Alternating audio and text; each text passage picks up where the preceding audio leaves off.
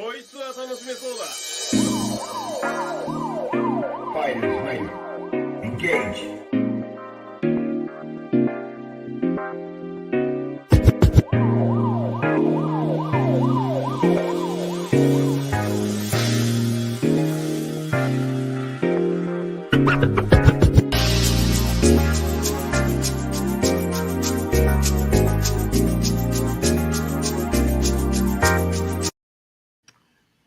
Hey, what's going on, everybody? Who be 186 back again with another podcast, the Overrated Podcast, episode 49. We're almost at 50. We're almost at 50. Very good number. I like that. Pretty crazy. Anyway, I am your co-host, Who be 186, and this is my tag team partner, Traditionalist 101. Yes, we are back again as usual. And, this is the Traditionalist 101, and we are definitely looking forward. We have definitely a lot of topics, to discuss. And, yeah, it's a little too much. And my apologies and Huvi's apologies that we wanted to talk about the whole Draymond, situation last week. But even though we're kind of late to the party, we still think it was necessary, to discuss it. Yeah, that was my fault. Like I just completely forgot. Yeah, I just forgot. So we're just talking about right now. Multis here. How you doing, bro? Man, Malta, always the first guy to be in the chat. Appreciate you, brother. Always a pleasure, man. Yeah, so before we get started on the podcast, let's do some house cleaning first. Thursday we have a special podcast. We're gonna do a tier list for the Street Fighter games. All right, so we're gonna do a tier list of Street Fighter games. So it's gonna be me, Steve, and we have two special guests. Um, Two special guests. You said it was Soul and James gonna be on Yes. with this, right? Yeah, Soul and Big James. Yeah, we knew these guys, since back in college. Yeah. Back in BC, and then we kind of grew apart afterwards. After college, and then I was able to link up with Soul and James again. Brought him back to the original crew, and ever since then we've been hanging out. We've been watching fights, or we would have game nights. So it's been really good. Going back, hanging out with the other guys. So he's also a very huge Street Fighter fan, just as much as we are, and he definitely wanted to partake in the ranking this Thursday. What time are we going to start? I'm off that day, so I'm good regardless of time. Me too. It really is up to them when it's best time for them. Because I'm off that day too, and I don't really plan on doing anything outside of that. So, so I'm good. I'm good with whatever time. Obviously we'll let you guys know when this is gonna go down. It's gonna go down on Thursday. We just gotta figure out the time. Yeah, so definitely. And plus having them there, those two guys are like fighting game experts. You know what I mean? So those guys are it would be vital to have their opinion on that. So I'm looking, so I'm very happy about that. So Multa said that he's happy to be here, and it's not Rick James. He referred to him as Big James. Yeah. And Rick James does have good hair. All right, so okay, so we had that out the way. You said I'm gonna give you the floor. All right, I don't really have much to say about this. This is the third week in a row that you're gonna waste my time bitching about comics. So go ahead, do what you gotta do. I find it hilarious that you keep saying I'm wasting your time, with comics, despite the fact that a lot of these characters you yourself care about. And as a matter of fact, you actually bought. Matter of fact, what character do I care about? Hmm? What characters do I care about? Didn't you buy Spider-Man in the recent past? Yeah, I like Spider-Man the game. All right, so you care about the character. Not really. Not really. The web slinging is fantastic. Shout out to Insomniac. I don't really care. I don't really care about the character. I mean, I'll probably say if I had to pick Hmm. between the two, I actually would prefer Miles Morales, honestly, to Peter Parker. Because he's black. No, actually, he's Hispanic, In the but movie, they portrayed him as black.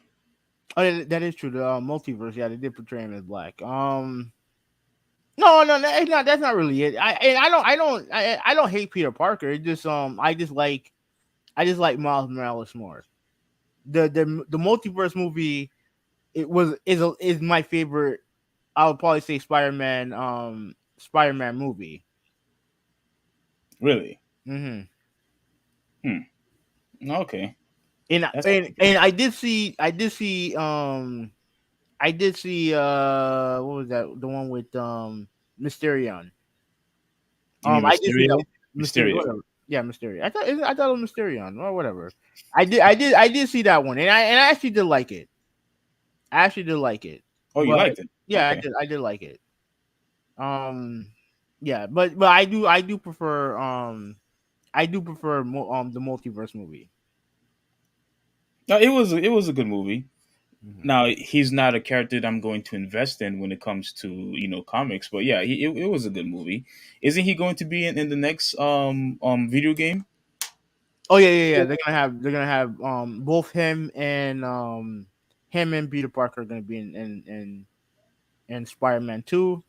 And obviously the villain that was teased was Venom, but we're gonna see more villains than Venom though. Oh, okay, but Peter Parker's been around so long. I never heard you complain about him No, no, no, whatsoever. no. I don't hate Peter Parker. It just I thought the movies, the Tobey Maguire movies were fine. I didn't think they were like I didn't think they were great like everyone else made it out to be. I thought they were fine. Um, I only saw a little bit of the classic Spider-Man cartoon, Right? which I like, but it's not like, oh my god, all time. It's not really one of my all time favorites or nothing like that. So You saw the '90s cartoon yeah, yeah, and yeah. the anime. Did you like those? Are you talking about the anime or are you talking about just the cartoon? 'Cause there's a difference. Well, I just call it Yeah, animated yeah, because they say it's animated series, but like yeah. the Yeah, '90s. yeah, yeah. It was fine. No, okay. Yeah, it was fine. Well, this is just going to be a small rant, but this is just another "I told you so." Like I said, having no promise that I will be able to talk about this, and so I really want to talk about it. Before you do, please, first off, make it quick, all right? We don't I don't want to be here forever. And Molten said that Steve, we want to hear about TR.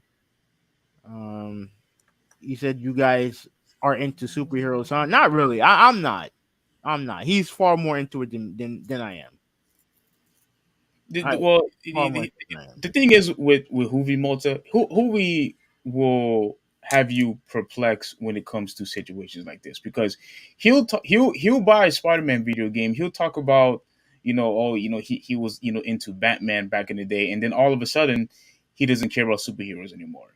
Like that's how he operates. Ask him. I don't know why he I was operates that way. I was never into comic books. I was never into comic books. Never owned one. Like obviously I've read some, but I've never owned a comic book. Hmm. And in our age, that was really the only real avenue we had to reading superhero content. You have to agree with that, right? That's true. Yeah. So like, yeah, I wasn't into comic books, and really any superhero movie that came out when we were younger was not good. Was not good. And I'm not talking about high school. I'm not talking about high school. I'm talking about like when we were kids. When we were You don't kids. you didn't think the classic Batman movies were good? Which one? I You mean, didn't the think Michael Keaton ones were good. what about the Christopher Reeve Superman movies? I mean, I've only seen pieces of some of them, but not all of them were good. I liked every single one. I liked all three. I thought all of them were fantastic. I thought the Batman movies, were fantastic, and the movies later on that came when we was in high school. Because when the first Spider-Man came out, we was in high school. Yeah, That was a fantastic movie. yeah, Blade was also fantastic. So I mean, I don't necessarily. Well, I think Blade came out when we was in middle school, but there's been plenty of great superhero or anti-hero movies. Oh, I mean, your Over. standards, your standards for movies are you don't have standards. There's a difference between me and you. I have standards. No, you don't. Yeah, I do. And No, I can tell, and like I said, the Michael Keaton movies were good. The only Batman, like with the Tim Burton Batman movies, the only one that was decent was the one with Val Kilmer. The George Clooney one was garbage, I agree. Trash. absolute trash. Yes. And then after that, like really didn't get that much until which one came out first? Was it X-Men or was it Spider-Man? Which one came out first? Dude, man, I can't remember. If I would have to. Because the first X-Men movie was decent. I didn't hate it. I didn't hate the first X-Men movie. Okay. The second one, I I didn't like the second one. I love the second one. I thought the second one was really good. No, I didn't like it. I didn't like it. The third one's okay. Like the third one's okay. What else? But obviously Spider-Man one was good. I mean, really, all the one and two are good. Three, three to me, three was two movies wrapped in one. They did too much in three. Yeah. You could take pieces of that movie and make it in. There's a good movie in there, but they did too much. They did way too much in that movie. And then I never saw the Andrew Garfield ones. Um, yeah, I really didn't see the Andrew Garfield one. So yeah, and then the first Spider-Man movie, the one with Holland, Tom Holland. I didn't see the first one that much. I didn't Oh see wow. yeah, I didn't see a lot of the first one. I just saw the second one. I saw the second one. I'd probably say like 30 minutes in, and I stuck with it because it's a good movie. I Yeah. like I liked it. So, and I have to admit, that I forgot what that chick's name. Shit, what's her name? The one who plays Mary Jane. What's her name? Oh crap. Yeah, I Is it forgot her Zendaya or name. something like that? I forgot her name too. I was never really impressed with her. Out of all the cast, she was the one that I liked the least. Really? I didn't really care about I that. actually, I I actually, didn't care for that Mary Jane. I actually think I actually think she's one. I have to be careful because I don't know how old she is. She looks young. She looks very young. She's very pretty, but she looks very young. Yeah, she's too bony for me. Yeah. This is beyond being skinny. I'm just I never was attracted to her. I didn't feel like I mean her acting was fine, but I just never really cared for her. Okay. I actually preferred the other chick. I forgot her name. I actually preferred her than anyone else. You talking about Kristen Dunst? Um, and the first Spider-Man movie, yeah, Mm-hmm. yeah. All right. Right. So Moto also said I don't like them. Fantastic Four is cool though. Okay. They have powers and we don't. Yeah. Okay.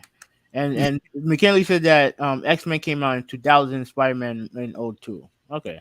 Thank you for All the right, correction, dude. yeah. All Thanks a right. lot, bro. All All right, right. so Yeah. yeah, Go ahead. the situation that that I've been having, you already know what the situation is, and Your everybody knows how I feel about Marvel and DC changing their characters, yeah. and I'm pretty much getting sick and tired of it.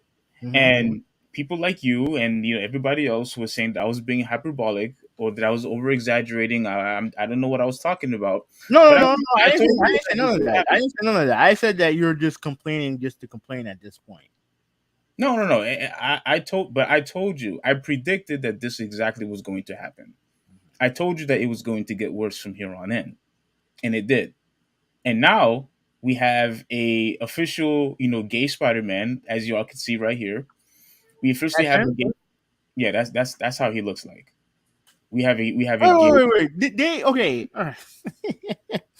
Okay, look, I have to say this. So, okay, so they want to make him gay. Does that mean they have to change his outfit? Well, I mean, I don't like the outfit either. I I mean, think I think the outfit looks. I think the outfit just looked dumb. it does look dumb. Like you can make him gay and still keep and keep the Spider-Man look, or at least make it look, at least make it look better. If you're gonna change it up, at least don't make it like this. What the fuck is he wearing? Oh my god. Okay, so you don't like the outfit either. No, You don't like the no, character model. no. And here's the thing. And this to me is pandering. Wait, isn't this Let me wait, hold explain. on. Let me Hold explain. on. Wait, hold on. Let me Wait. explain. Let me explain. Let me Okay. explain. Okay. Now you're telling me that this dude in the yellow and black, that's Spider-Man, right? Yes. Okay. And you saying that this one is confirmed that he's gay in this, right? Correct. Why? Okay. This is what I mean by pandering. Just because he's gay, that he has to wear this outfit, that he has to wear an outfit that you can easily tell what their inspiration was for this. You can easily tell. You can make him gay and still have his classic look, or at least something cooler than this. This is what Oh man. this is what pandering looks like. This is what pandering looks like. No, go ahead, continue. Well, like as I said before, I knew that this was going to happen. You called me crazy. A lot of people called me crazy. Said I didn't know what I was talking about on Twitter. Again, I never said any of this. But I never said it. you said I was just complaining just to complain, or you said something in that nature that I was just complaining for no reason. And everybody knows that when there's a character that you are invested in, when there's a character that you put your money in, you put your emotions in, and you pretty much grew up, with that character. When they make, really huge changes, whether if it's with their sexuality or if it's tokenized, then there's a huge disconnect with that character from here on in. It always been that way, since the very beginning. These characters were made. It happens in video games. It happens in movies. We talked about this already. It happens in all across the board when it comes to entertainment and when it comes to characters, who we like or who we grew up watching. Whether if it's in video games or if it's on TV, this has always happened and it's continuing to happen, but it's making it worse. It's making it a whole lot worse. Because now I'm not gonna. I don't want to read this because it's going to take too much time. But just to let you all know that I'm not, talking crazy. It basically says, while details surrounding Spider-Man Slayer's civilian identity remain mystery, Foxy took to Twitter to tease that the character will be a unique step in terms of LGBTQ representation. Right there. I just wanted to, make it 100% clear to everyone that it is for the LGBTQ representation. It's for them. It's not for us. It's Okay. not. It's not for the fan base. It's not for kids who likes Spider Man. It is specifically for the LGBTQ community. That's it. Okay. That's So it. find That find that's find the called find the Spider-Man comic. That's for you. that's called alienating your fan base. That's what they're doing. Okay. That's what they're doing, and I'm So sick of it. everything that Marvel makes has to be catered to you. To the fan base. Yes, that's it. Always been that way. And I don't want to hear the hypocrisy from you because you feel the exact same way about video games. You do. No, I don't. Yeah, you do. No, I don't. We just talked about it this morning. Don't lie in the podcast. We just talked about this morning. I said that if they're going to change up the franchise to the point where you're just appealing to one person, then call it something else. Don't call it whatever. Just call it something else. So what? Why is it? So what? So there And should and, be and, no. and the most important thing is that I have to like the changes. If I don't like the changes, then I'm just gonna say fuck it and just move on. Exactly. Exactly. Hmm.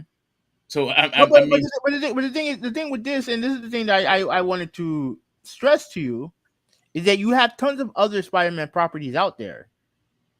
You're always like when it comes to the one thing that I know about comic books is you're always gonna have different variations of different characters. You're always gonna have that. You have different multiverses, different stories, all that stuff. And you're gonna have you have multiple mediums to consume that. You have comic books, you have movies, you have cartoons, you have shows, you have all of that. So because they're doing this one little thing, that all of a sudden, because here's the difference. When it comes to video games, the franchise, that's it for the franchise. That's it. Like if they make a new game, like the only way that I consume video games is through gaming. That's it. If they made a super, if it's no guarantee. If they made a Street Fighter movie, I'm not going to care unless it's good. If they make a Street Fighter cartoon, I'm not going to care if it's good. I care if the gaming portion of it is good. That's the difference. But you can sit here and say that you're gonna cancel Marvel or DC or whatever. But if they come out with a Spider-Man video game and it's good, I'm gonna buy it. You know what I well, mean? that, If they come out with a Superman movie and he has none of the things that you complain about if he's gay or whatever, then are you not going to watch it? no, if they change the character to where it's not the original way, the original recipe, then I'm not interested. So if they take liberties on the franchise, you're not interested. No, dude, whatever. Whenever a character is has already been established, that is their brand.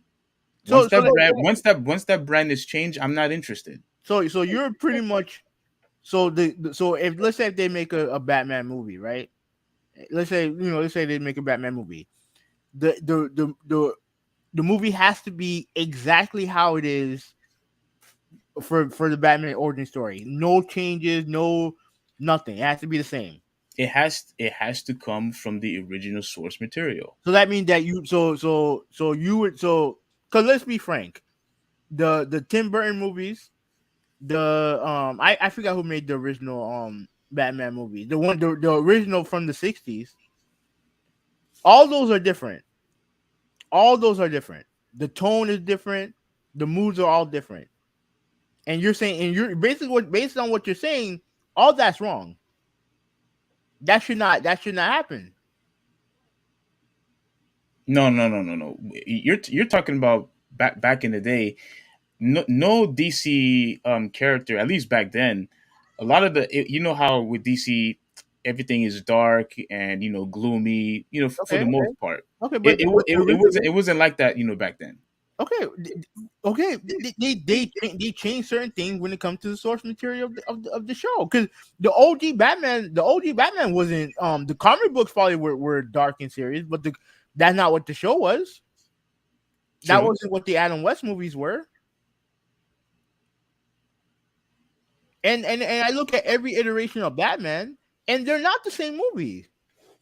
The No, no, iteration, they're not the same movie, but and they're not the same Batman either. but for the most part, the continuity still matters. Okay, you say that, but there's no continuity between these versions of Batman. You would have to read the comics for you to actually determine that. But they are it's quite similar um identity when it comes to the comics. Are you sure about that? Yeah, I'm pretty sure. But we're kind of going off track because the issue that I had here was that Spider-Man was already an established character. So now that Marvel wants to make him a gay character for the LGBTQ community, they alienated their fan base. They betrayed us. They betrayed the fans, They betrayed the parents. They betrayed the kids. They betrayed all of those people just for the sake of a small particular group. And to me, like you said, that's pandering. I don't want this type of Spider-Man. Yeah. This outfit is clear pandering. Like you don't like again. If you want to make him gay, then that's fine. I don't have a problem. The gay part, I don't have a problem with. The problem is that you're making an outfit that shows, oh, you're pretty much stereotyping what a gay Spider-Man would look like with this outfit. That's what they're doing. So you're basically just pandering. That's all you're doing.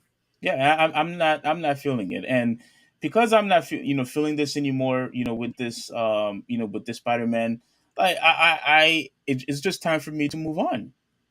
As I told you, you kept on saying that I'm going to revert back, to Marvel just because I'm going to, because you claim I'm going to boycott temporarily.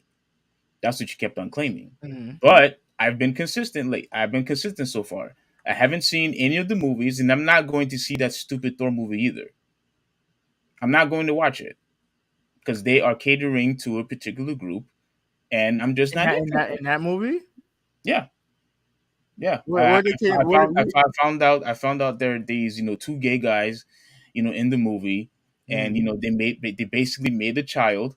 And once I found out that they did that, I said, you know what, enough. Like this is enough. Like I'm not going to watch them. I'm not supporting that garbage. I'm not supporting it. I'm not. And this is the reason why before we move on, this is the reason why I want to give this guy,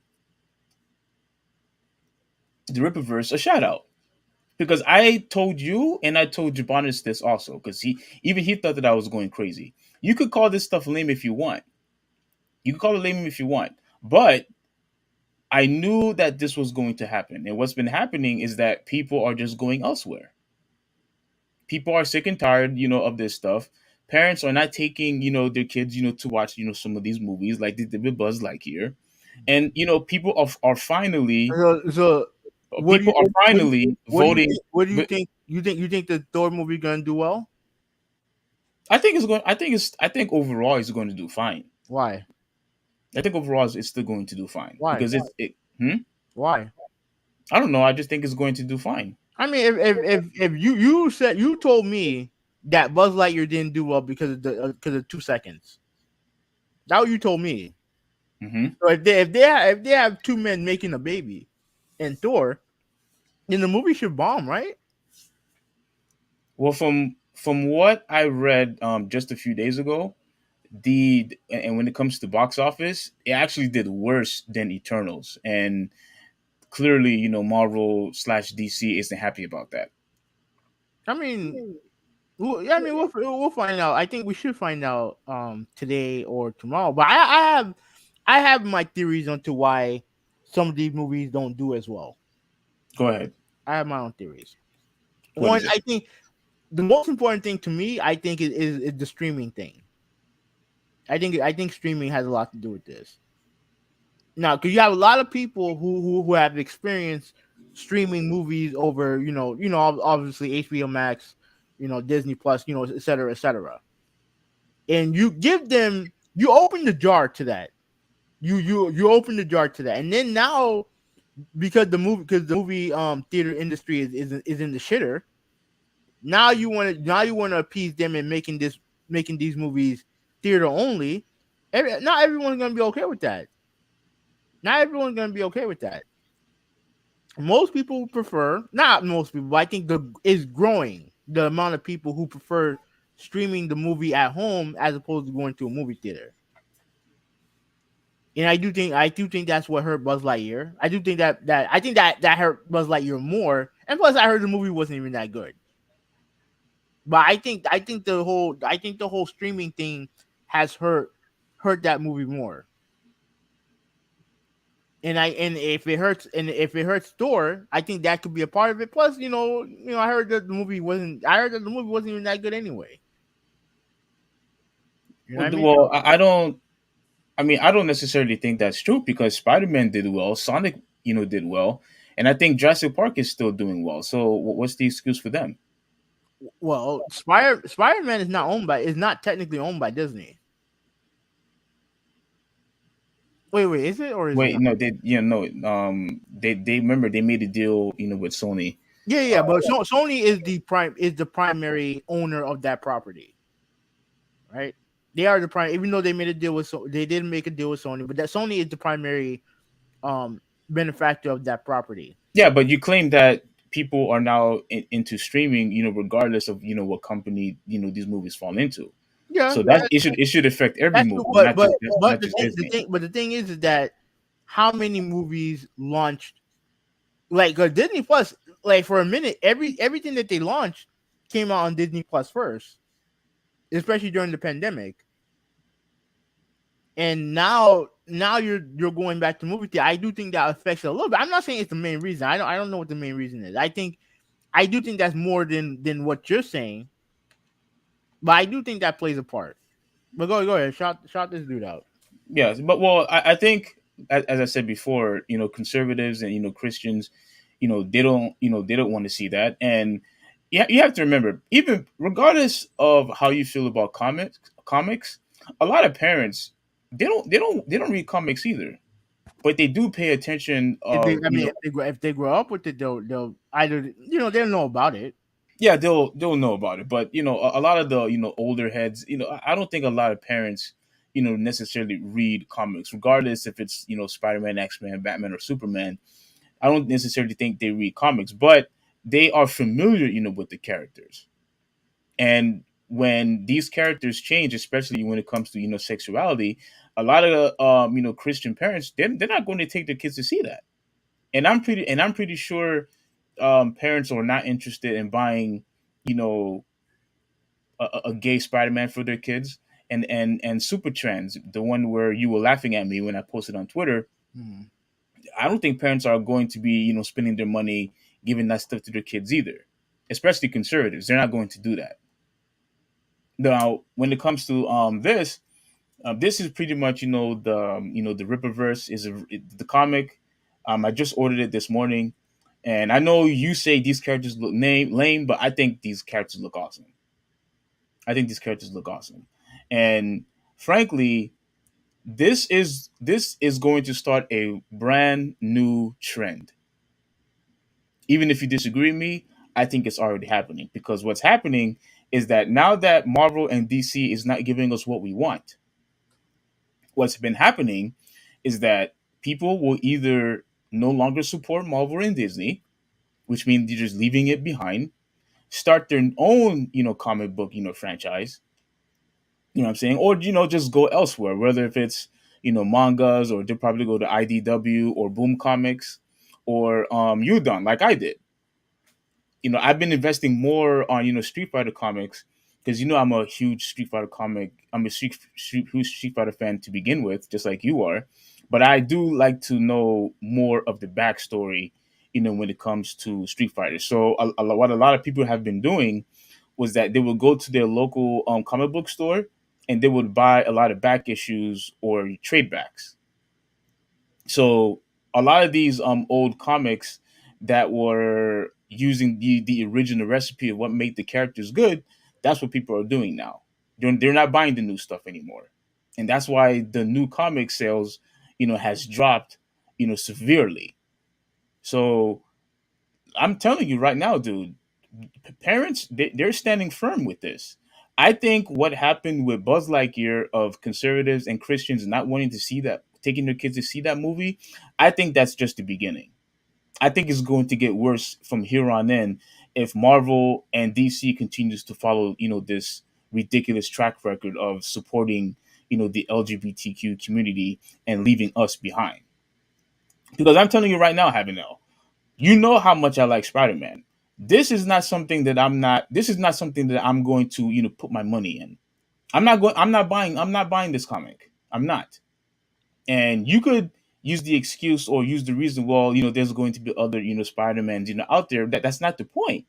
The thing is, if I'm waiting for a new comic to come out, and then you give me this, you give me this, well, then screw you, Marvel. Then I'm not going to support you anymore, and I'm not going to buy it.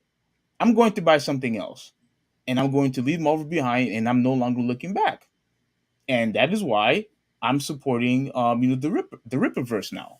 I already bought their stuff. This I don't know if you saw my tweet. I I, bought his stuff this morning. Did you see it? yeah. Yeah, I bought this stuff this morning. That's him right there. So a big shout out to him.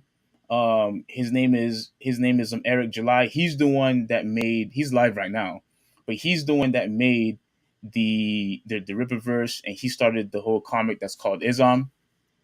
And I bought the comic, this morning, and I'm definitely looking forward to reading it. And yeah, this is what's going to happen. People are going to leave, go elsewhere, or they're going to start their own comic book But as franchise. long as they can stop bitching and complaining, then that's fine. Hmm? As long as they can do your own thing, stop bitching and complaining. If you don't like something, say it once and move the fuck on. So there you go. Anyway, all right, let me read these comments from Malta. He said that it's the gay agenda. Of course it is. Like, Now, and here's the thing, Malta. Havino likes to, put his blindfolds on and say, "Oh, it's not an agenda. It's they just want to, support, the gay community. this is It's exactly what I an said. agenda. This is exactly It's a, what I did. it's an agenda." All right. Okay, it is an agenda, and find something else. Find something else. It's simple. All right, he said Yahoo B, he's gay. He should be wearing pink. Well, that was Steve thinks, because Steve also thinks that wearing pink makes you less of a man. So Oh gosh. what is that white stuff, white shit around his neck? Is this pandering? That's what it was. McKinley said it's so ugly. All the Spider-Man villains run for cover. Yeah, Um, yeah, and here's also the thing, McKinley. I'm glad you said that because even even Havino said it. It doesn't even look good. is terrible, and it's just done just to just it that to me is pandering. When because here's the thing about gay representation that I need to address, right? Because let me read the comment first from Malta. He said, "I just don't understand why he has to be gay. Does it make the series better?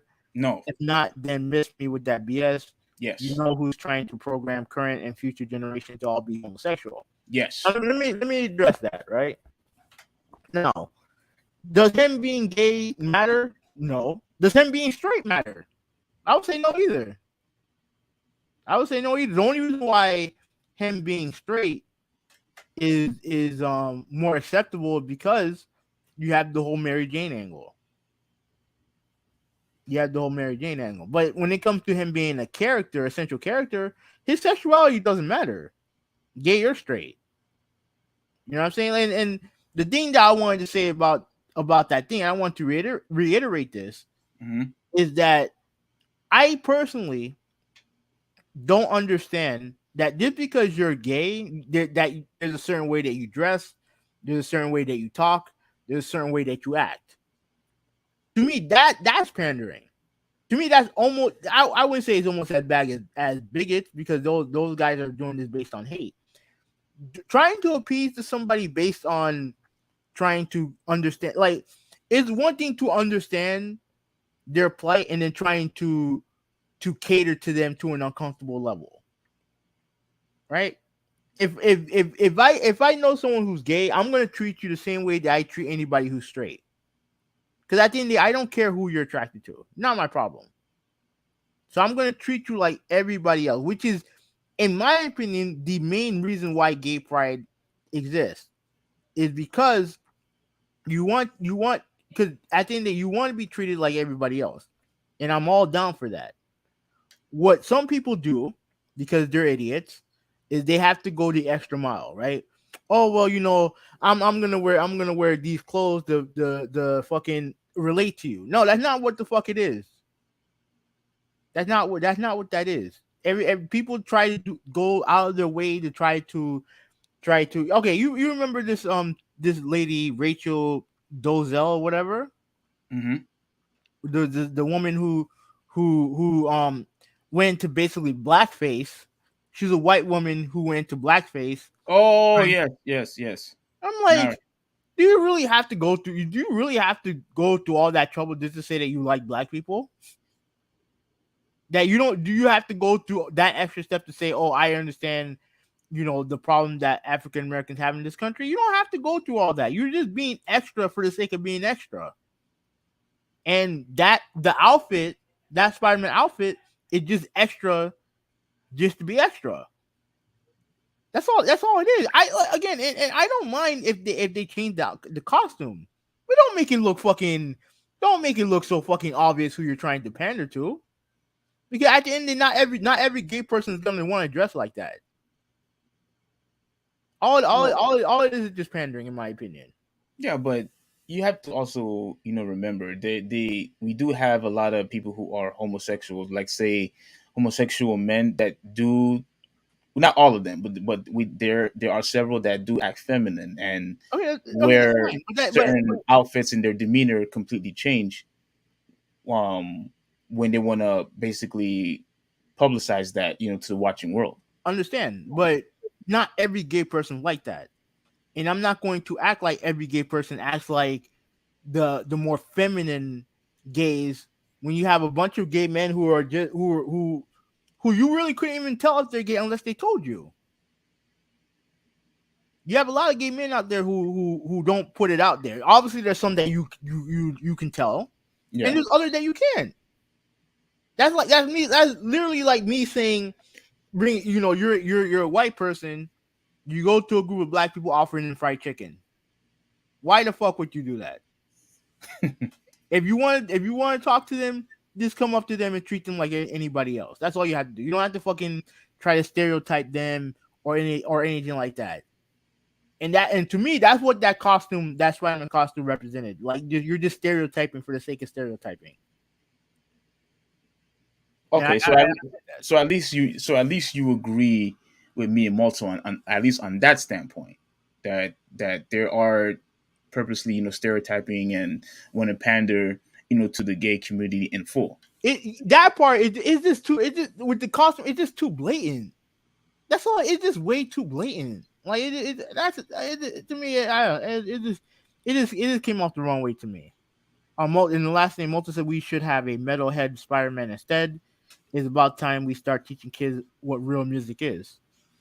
I mean, if you feel that way, I mean, my kids know my nieces know nothing about rock music at all. So, well, I mean, you could teach them. You could just give them the type of rock music that you like, and let them listen to it. I try to, but they just look at it like they. I remember trying to teach them, show them where the Super Nintendo was, and they just looked at me with deer in headlights. They had no idea what they were looking at. That's funny.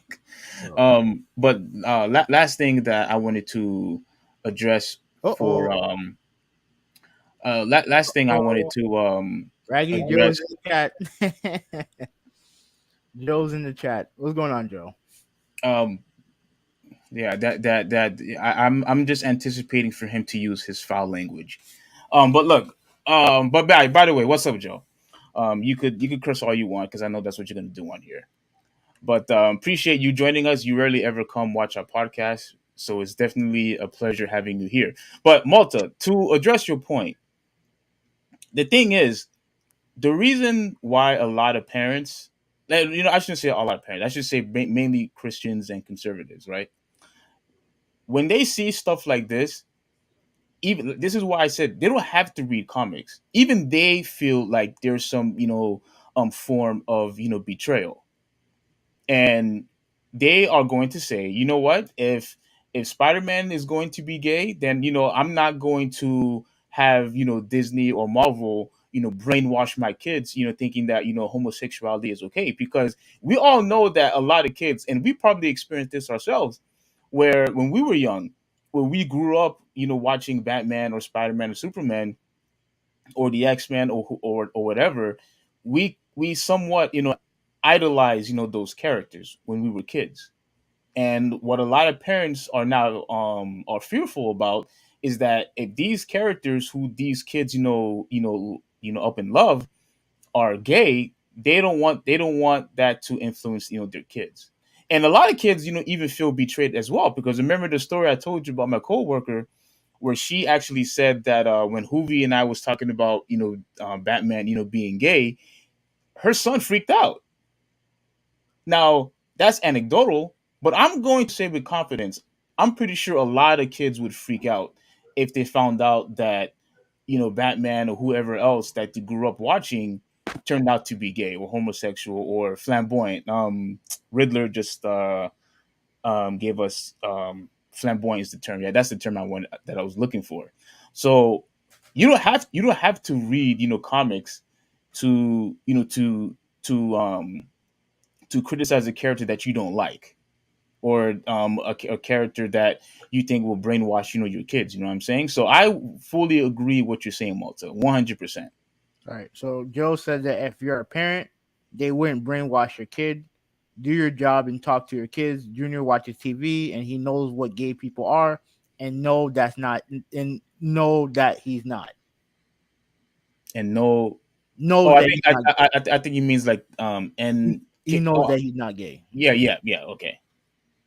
Well, yeah, but you see, but again, that's still you're a kid. A lot of parents, don't want their children associate with characters like that to begin with. Again, that's mainly Christian parents, conservative parents. Yes, you don't count because you're not a Christian, so you don't really understand the view that I do. Neither do you have it now. Like Well, but you guys don't here's the understand difference. that. Here's the difference. He's a parent. You're not. He just told you what he would do. He talked to his kid. The kid know, like, to me, knowledge, teaching your kids something is more important. Instead of trying to hide it away so that someone else teaches him that, you have to teach him that. You have to teach him that as a parent. That's why I always say parents have to learn, have to be parents. They have to be, because just getting upset and crying, complaining, and protesting and all that shit, that's not parenting. You're just trying to hide. You're just using that as an excuse so that you don't have to have the conversation with your kid. Because I don't think it's you, necessarily the conversation. I think it's more of that, since a lot of these characters, since we're talking about Spider-Man, let's look at Spider-Man, right? And Mhm. let's talk about Batman, and let's give one more, Superman. We could all agree that Superman, Batman, and Spider-Man are like one of the most iconic characters of all time. Understood. Mostly kids know who they are, and most parents, people Yeah, who don't even read hold comics, on, wait. Let me fight you know. back. Let me fight you back on that. Because you tend to have this thing where you feel like every kid knows, these undeniable truths that you believe. Well, I'm just talking about the characters. I'm just talking about the characters All right, in that's general. fine. Not every kid's gonna know the origin story of Batman, Superman, or whatever. They're not going to know that unless they do their research on it. Well, I mean, if they're watching cartoons and reading comics, I'm pretty sure they know the gist of those characters. I don't know. I don't know if I go that far. I'm not saying what you're saying is not right.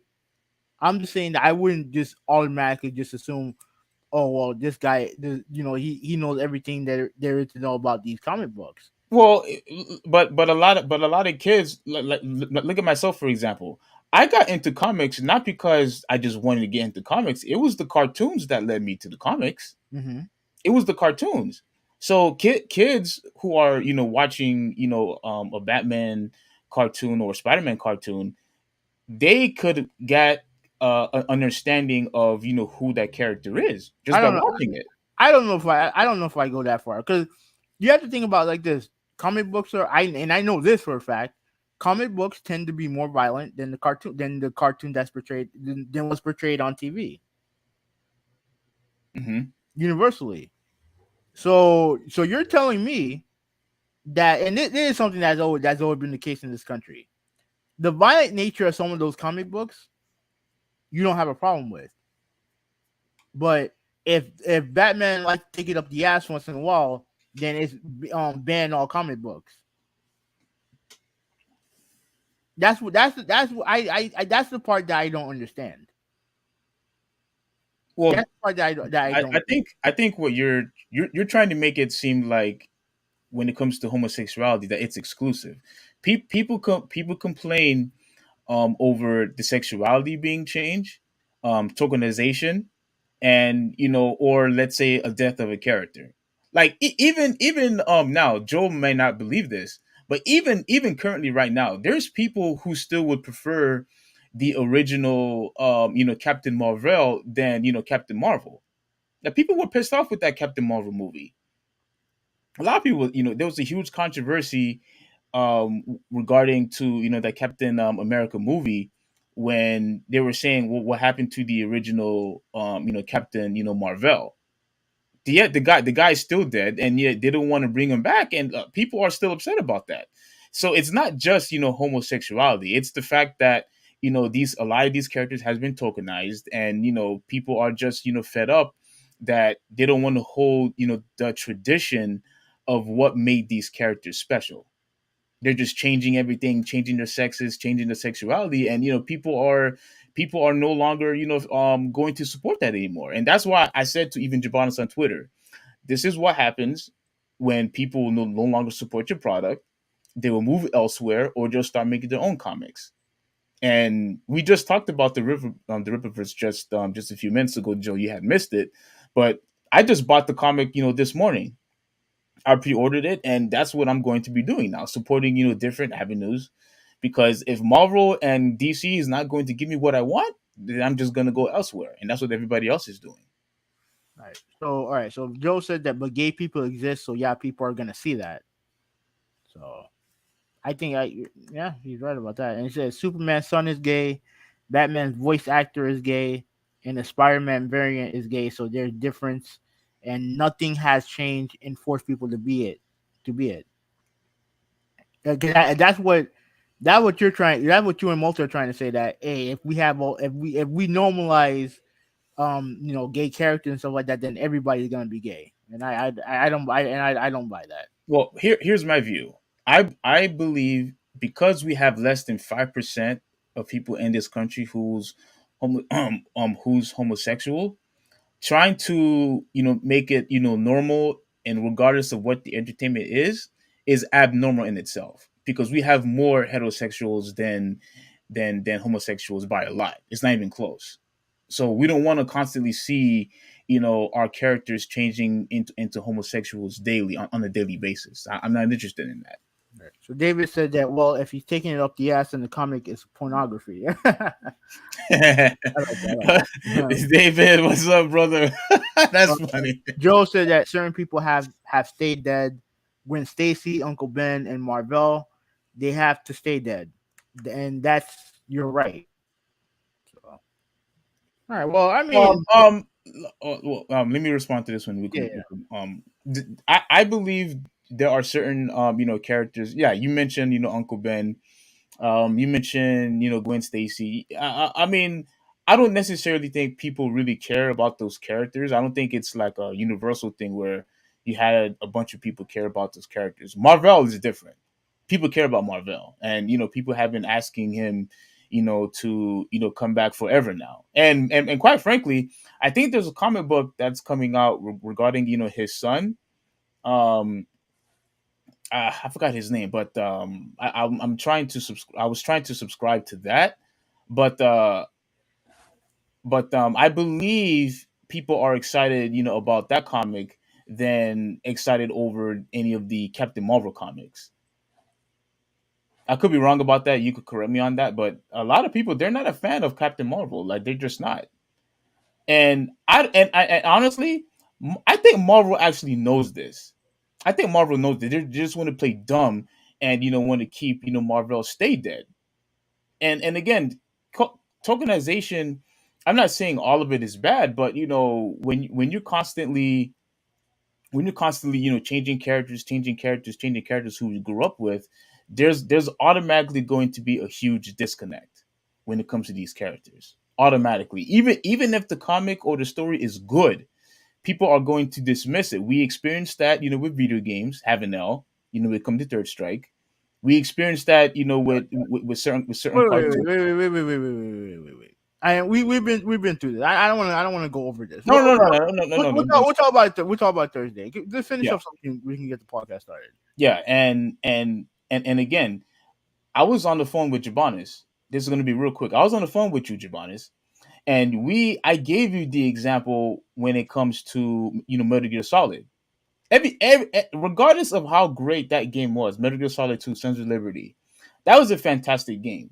But a lot of fans dismissed it because they were tricked into thinking that they were using Snake, but yet you were Raiden. And they didn't change. They didn't necessarily tokenize that character. It was still a male. It wasn't a female. But yeah, people got pissed off. There was a huge uproar. Everybody was irate when they discovered that you wasn't playing as Snake anymore. So the point is, regardless if it's video games, comics, movies, cartoon, anime, soap operas, whatever it is, when a character is changed and people grew up with that character and that character has been established, a lot of people are no longer going to be interested in that product anymore because their beloved character is gone. Whether if it's by death, by tokenization, or or was a sexuality change. You know what I'm saying? So I think that's universal across the board. All right. All right, moving on. Let me see.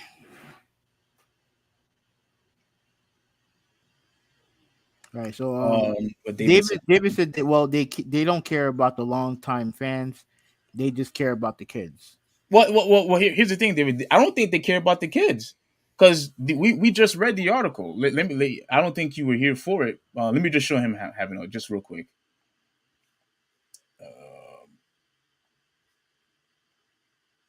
Crap, wrong one, wrong. Oh my goodness, crap. All right, here it is. So, took to Twitter to tease that the character will be a unique step in terms of LGBTQ, representation. It's not about the kids. It's this is specifically for the LGBTQ community. It's not about the parents. It's not about the fans. It's not about the kids. It's about the LGBTQ community. That's it. That's what they're catering to. So they're alienating everybody else. And me as somebody who is who's a long time Spider-Man fan, somebody who you all know that I am Christian. This is anti-God, and I'm just not for it anymore. I'm not. So they're no longer going to be getting my money. So it's the Ripperverse that I'm going to be supporting now. All right, now we can move on. Okay. Joe said that they want to get a little bit of. He's responding to David. He wants to get a little bit of both. If they stay with the old heads, we die, and no one else will buy it. If they go for the kids, then the old heads leave. And he said that they're trying to make kids think LGBTQ is cool. Exactly. Um, Exactly. Like and they're trying to make it seem that LGBTQ I is I is don't think cool. I don't And think I don't I think they're trying to make it seem to where they don't want the kids to have the same hatred towards gays that their parents did. That but their you're parents, not going to accomplish that by changing their beloved characters, though. I mean, it could be maybe you're right, but if you have, let's say for example, if you have this level of distaste for gays that you do, what do you think your son's not going to catch up on that? My son, Yeah, I'm just gonna tell him that look, having a come on, you always go crazy when I talk about the Bible. Like if I have a son, I'm going to tell him, I'm just gonna tell him straight that you know that being gay or the LGBTQ is an abomination, and this is not something that God approves, and neither should we. We still now we're supposed to love them. We could pray for them, and we have show them respect. But we could do all of that and still not agree with their lifestyle. Just because the Bible said we love them, that doesn't necessarily mean we have to support their lifestyle. you don't have to That support their, makes sense. lifestyle, but it's very hard for me to believe everything you just said when this is the third week in a row that you started the podcast bitching about transsexuals and gays. There's 3 podcasts in a row. So how can I sit here and listen to you say, "Oh, we have to love them and we have to respect them," when all you do on here the last 3 weeks is bitch and complain about them on here? We're almost an hour in. We're an hour in. Like, come on, bro. I mean, just because I'm, upset that my beloved character has changed, I mean, of course I'm going to, get upset over it. I mean, isn't that just how it is? I don't know if you would have the same anger if they changed your character to be something else as opposed to him being gay. Well, I mean, look at Miles Morales. All right, He's you but you but he's you but he's, you, but he's you watch black. but you watch I but you have watch the multiverse. You watch okay. that movie. I watched the movie, but I'm not going to buy a If he single. was gay, if he I'm, was gay, you would not have watched the movie. Yes or no? I If he I was never gay, bought. if he was gay, you would not have watched the movie. No, I wouldn't have not watched the movie. Okay, But the Miles Morales, I haven't bought a single comic, for Miles Morales. I don't care about Miles Morales. Peter Parker is who I care about. that's fine. That's But it. you still watched the movie. You That's still it. watched it. But I'm not That's it. going to invest in buying, his comics. I'm just It not don't interested in matter. the character. You still watched the movie. Peter Parker was in the movie. Okay, and What do you mean? And who he's in the movie. who was what was the story? What was the movie about? I mean, you don't do you honestly believe that having multiple Spider-Mans and the big screen would entice people to watch? Of course it would. No Like, come shit. on, But man. the facts are the story was centered around Miles, That's and you fine. still watched it. That's fine. But Peter Parker was still there. Hey, Gwen Stacy was still there. Joe said, "Fuck your god." David And said, "If someone, I told oh, you. yeah, let me finish, and then you can." I'm trying to speed the shit up. If someone is uncomfortable with the Bible, is demon straight up. Oh, Um, thanks, David. Thank you, David. Steve, what would you do if your kid is gay? You can tell him that on Twitter. You guys Do can have you do, do you want me to answer that? no answer him on Twitter. If it's a fucking variant in the multiverse, all right. For some people, it don't matter I, yet. I, For I, some I people, it I don't find matter. that I find it to be very convenient. That it's a different multiverse, it's a different universe. That's okay. Let's change this about Spider-Man. Let's do this about Spider-Man. Oh, it's a different multiverse. It's a different universe. Yeah, that's very convenient. That's very very convenient. Yeah, I don't. I'm tired of this whole multiverse fiasco. This stupid excuse. I'm tired of it. When a new Spider-Man is coming out, I expect to see Peter Parker. I don't Wait, expect to see this garbage. All right. David said that Joe blocked him. So Joe, you blocked David? I guess. Do they know each other? I don't think so. Oh, well, anyways.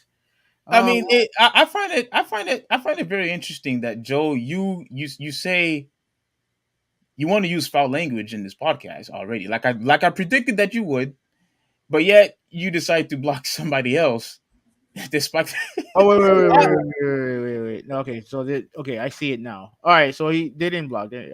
Oh, okay. All So right, so I'll it was just, stop. yeah, it was just a mistake. It was just a mistake. So yeah. So okay, But so I do agree with you, David. Usually, when someone hates hearing about God or about the Bible, yeah, yeah, you're 100% right. Of what you said earlier, I completely agree. I do have a comment to say, but I'm No, not. no, no, no. Please say it. I want you to say it. I think you guys don't like the fact you guys don't like it when the Bible gets turned around on you guys. I think that's what you guys don't like. No, that's what you guys don't like. No, we all know what the Bible is. At least I know what the Bible actually is, and the interpretation of what you believe the Bible is and what I believe the Bible is are different. So we might as well just leave it at that and start the podcast. First off, you think the Bible is fake. I mean, that's what you think. You and Joe believe that. And look, which is fine. All I could do is, all I could say is, I care about my salvation. I care about where my soul is going, and I want it to be with the Lord. You know what I'm saying? Yeah, And that's and fine. and and It's not a big deal. oh, it's a big. This is my eternity. It's a big deal to me, and Okay, I know for a fact it's a big deal to David as well. that's It's fine. a big deal to But us. the thing is that what you guys believe, don't put that shit on us because we don't care. We didn't try to. We Nah, didn't. We didn't try to do that at all in this podcast. not on the podcast, but in years past, that's not the case. All right, moving on. Go ahead. Talk about the Draymond. Yeah, talk about the Draymond Green stuff. All right. So moving on. Enough. With the Spider-Man stuff. Uh, but yeah, this whole thing with Draymond Green. I think um there's a comment. Do you want to address that? Okay, let me see. I know Steven has, but have you ever read the Bible? Me, I've read pieces of the Bible. Because Pieces remember, meaning. Go yeah, ahead. I've been to church. I've gone to church for a lot of my childhood. When the last time you went to church?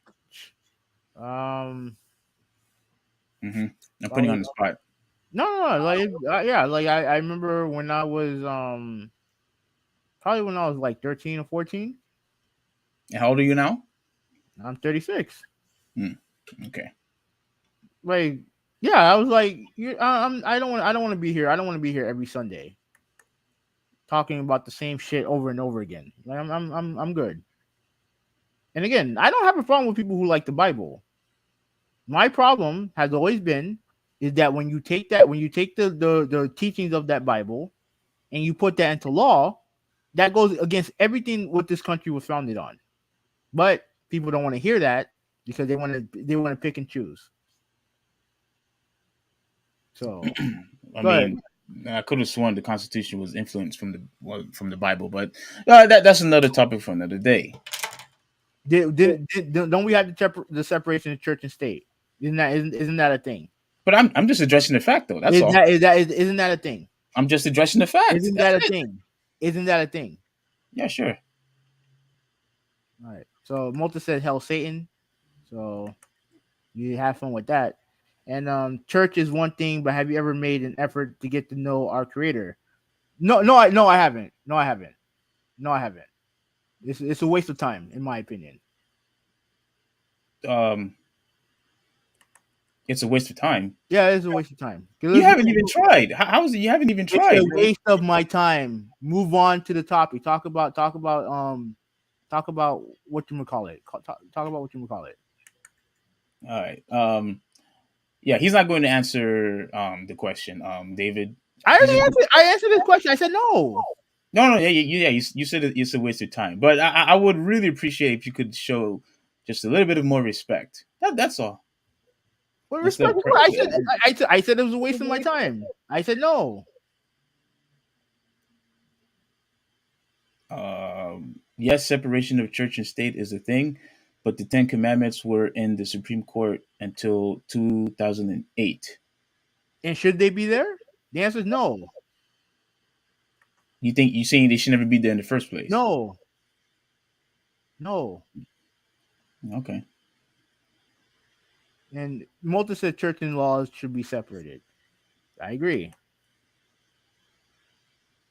Can you please go get to the Draymond stuff, please? Yeah, you see how you're getting annoyed. I'm not getting annoyed. We're an hour and 8 minutes into the podcast. Let's get this thing rolling. Yeah, it sounds like you're getting upset. But okay. We're gonna be talking about Jim. Oh my gosh, man, where is it? Oh yeah, yeah. All right, let me go back here. Okay. So we're gonna be talking about Draymond because it looks like this guy is acting like Jabonis and acting like you, who's constantly running with the mouth. And I think some of the stuff that he's been saying is actually true and good, but there are a couple of other things that I believe that Draymond Green, I think he just needs to, chill out a little bit. Mm-hmm. And the reason why I say he needs to chill out a little bit is because he has the experience of playing in the NBA, which is good. So he knows the in and outs. He knows he's in the locker room, Mm-hmm. uh, and things like that. I think I've just heard myself twice. No, you're good. You're good. But but when you have people who are journalists who actually went to school, I think they also have the right to talk about sports, especially if it's something that they studied, throughout the times when they were in school. You know what I'm saying? But here's what I'm talking about.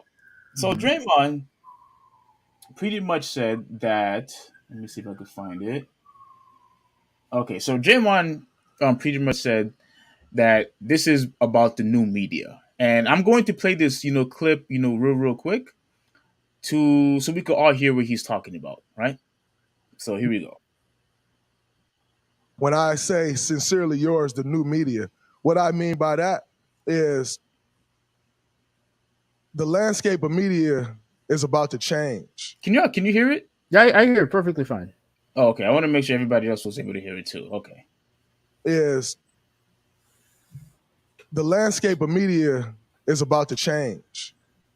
You will no longer be allowed to sit there and say what you want. You will no longer be allowed to put out these false narratives. You will no longer be able to allow to not know what you're talking about, and we're going to listen to you. Those days are long gone. You know why? Because we have guys like JJ Redick who's done it, who speaks it, who knows how to speak on any different topic, who's not afraid to shut an idiot up. When I say sincerely yours, the new media, you will be held accountable. And you will have to know what you're talking about in order to speak on these sports. You will have to know what you're talking about in order to speak on this game of basketball. You know why? Because we're doing it now. This is what All right. Do you have anything to say before I play something else real quick?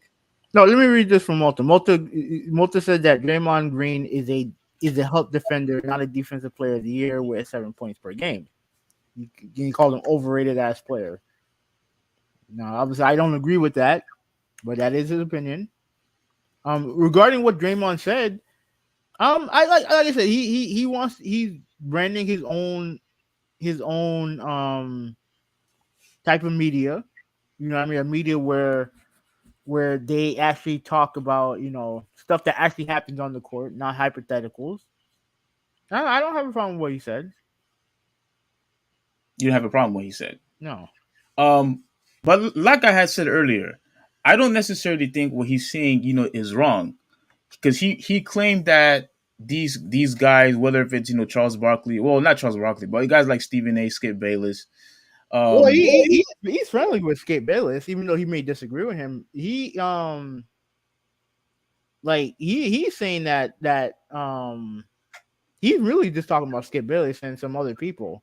Well, Multi said that Skip Bayless knows more though. No more what? Basketball? Like, fuck out of here. No, the fuck he doesn't. No, he doesn't. No.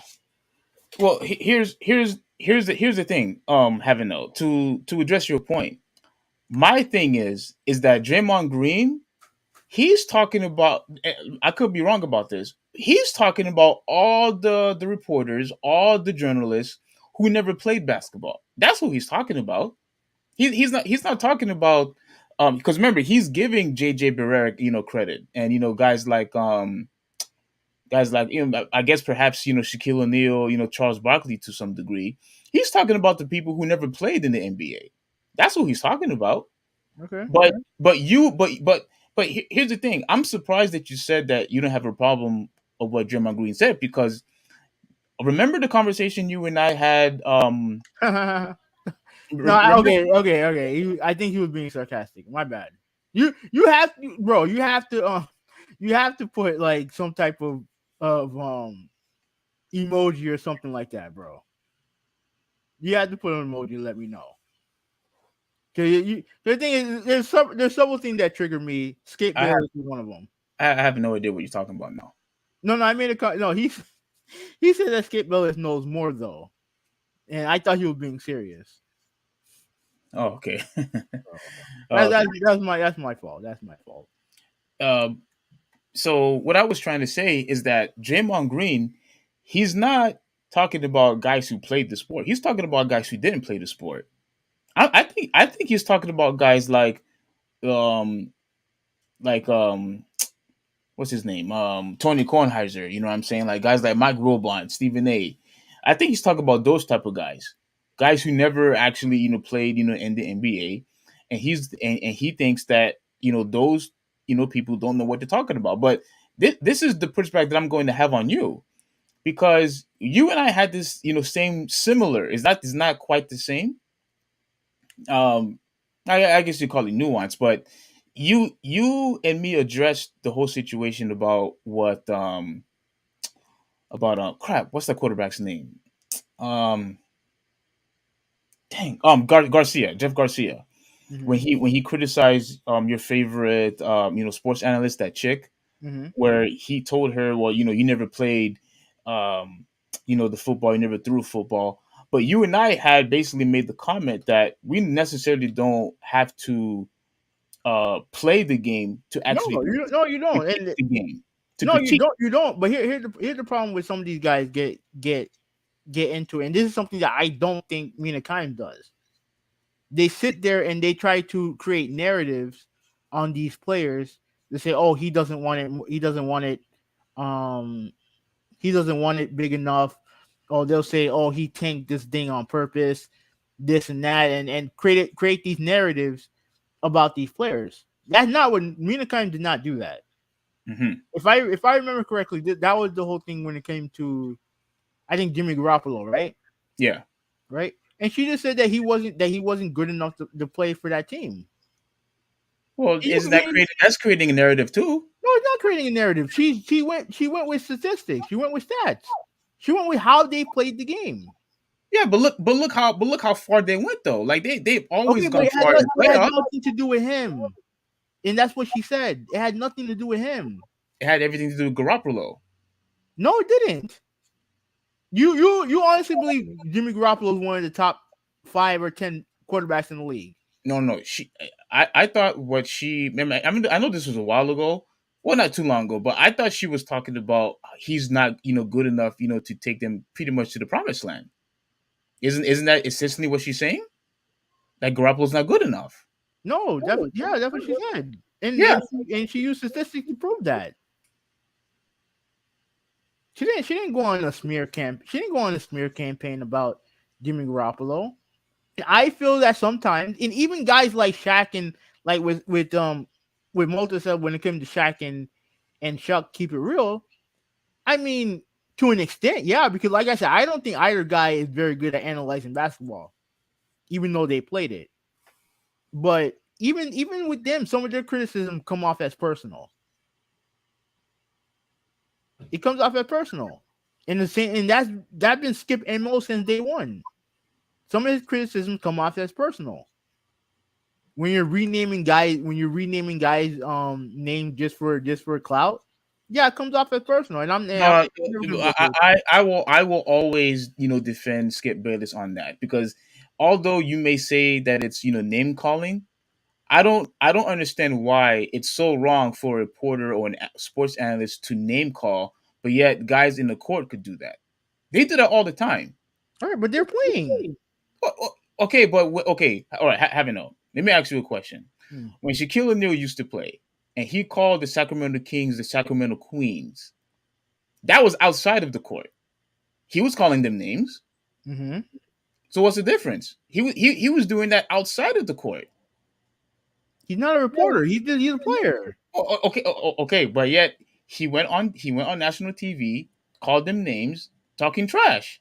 So I don't necessarily understand why it Why was so why why wrong. why would why Hold would on, it let me finish. Because at the very least, it links to how he was playing on the court when it comes to Westbrook. He was shooting shots where I mean, like freaking backboard Yeah, shots, he was awful. We all know he was awful. garbage. That's fine, but that doesn't mean that you have to rename his fucking last disrespect him by renaming his last name. That's disrespectful. In my opinion, that's disrespectful. I mean, name calling has always been a thing in sports, All right, you regardless if it was from a player or analyst. that's fine. But when they come back at you, don't get upset. I agree with that. Yes, I'll agree with that. All right. Joe said that Stephen A did play in college. Yeah, he wasn't He, anything. he wasn't nothing. I said NBA. I said NBA. He didn't play in the NBA. All right. Well, Multi said, well, what about dudes like me that grew up playing basketball and watching it? A lot of us know what we are talking about. Yeah, it's true. It is true. Here's the difference, right? If you're going like there's a big difference between analyzing the game and just roasting players, right? And Okay. and fans, especially on Twitter. Oh my god, on Twitter, fans have a tendency just to roast players, and it's their right to do so. But if you're going to say something that's dumb and don't make sense, yeah, I'm gonna call you. I'm gonna call you on it, and people are gonna call you out on it. The problem is that you have a lot of the fans' information come from guys like Skip Bayless, guys like Stephen A. Smith, guys, and it is where they get their information from. And if you're someone like Skip Bayless who would prefer to either name call or say something is have a take that's completely fabricated, then yeah, you're gonna have a bunch of people who are gonna parry that. We're going to continue that, and we saw it with the Ja Morant stuff that we're gonna talk about a little bit later. Mm-hmm. One little thing can spread like wildfire on social media. True. And regardless of how you think that, regardless of their lifestyle, regardless of how much they get paid, at the end, the athletes are human beings as well. If and they don't have, and unlike other human beings, like normal human beings, all their slander is broadcast all throughout the world. Is broadcast all throughout the world. And imagine how that would feel if for someone who grew up, who likely grew up, where everyone's saying you're the best, you're this and that, and then you go to the highest level, and either you have one bad play, one bad mistake, or you're just not to the level of the best, and you have people clowning you, you have analysts clowning you, you got NBA player, former NBA Hall of Famers clowning you. I can understand that. I can understand that I can understand that being hard on some guys. Well, that's what you sign up for when you decide to get a job where for the whole entire world to see. Okay, that's fine, You, but you, you have you have to take the good and the bad, having now.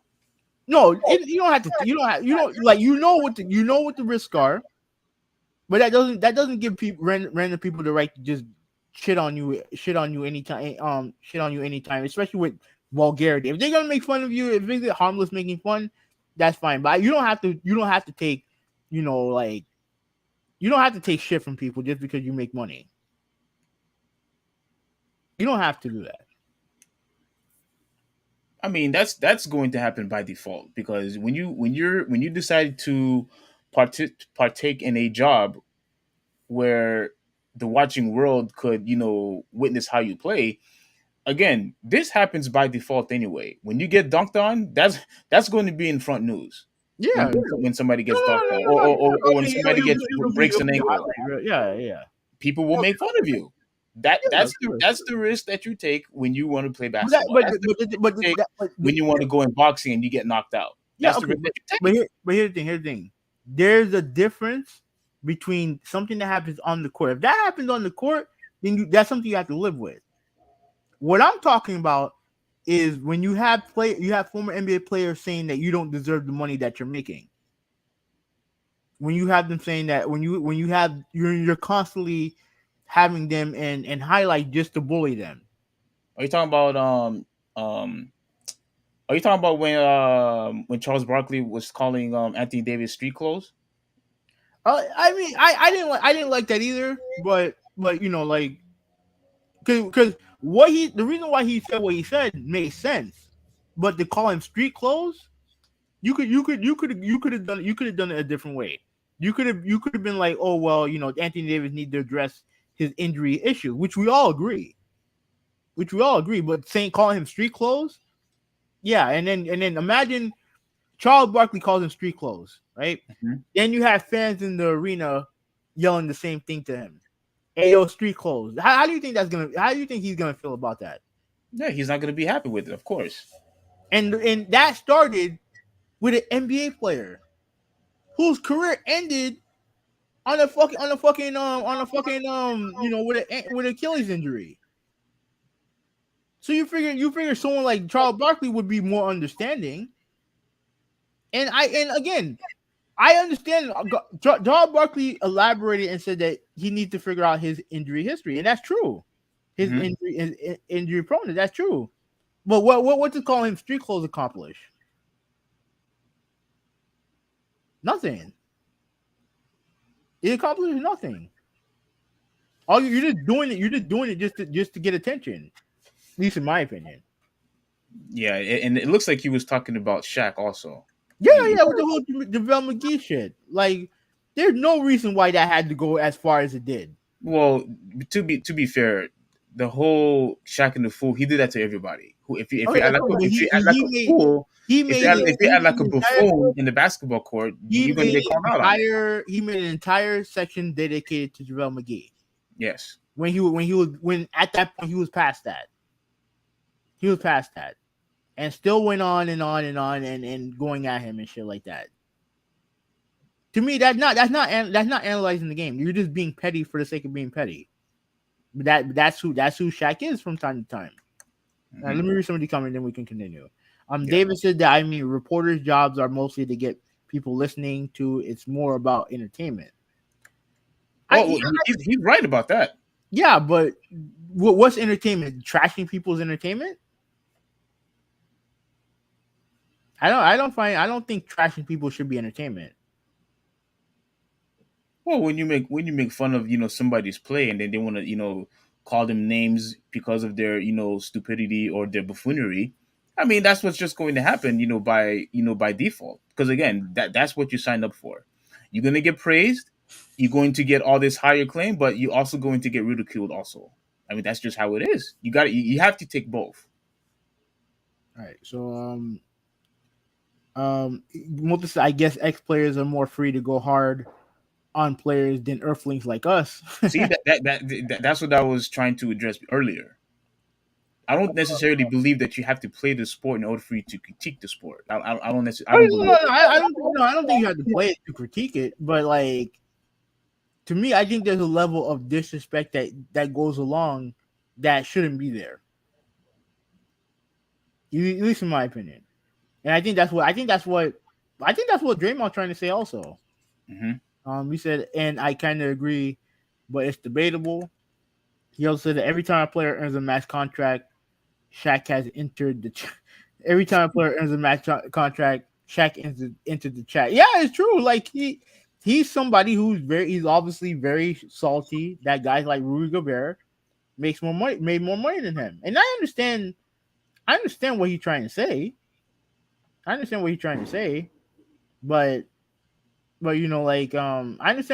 Shaq's frustration, but it is what it is. It is what it is, man. These dudes are getting paid tens of millions of dollars a year, and they spend so much time replying to random people on Twitter. That's Kevin Durant. Yeah, that's true. That's Kevin. A lot of players do it. A lot of players do it though.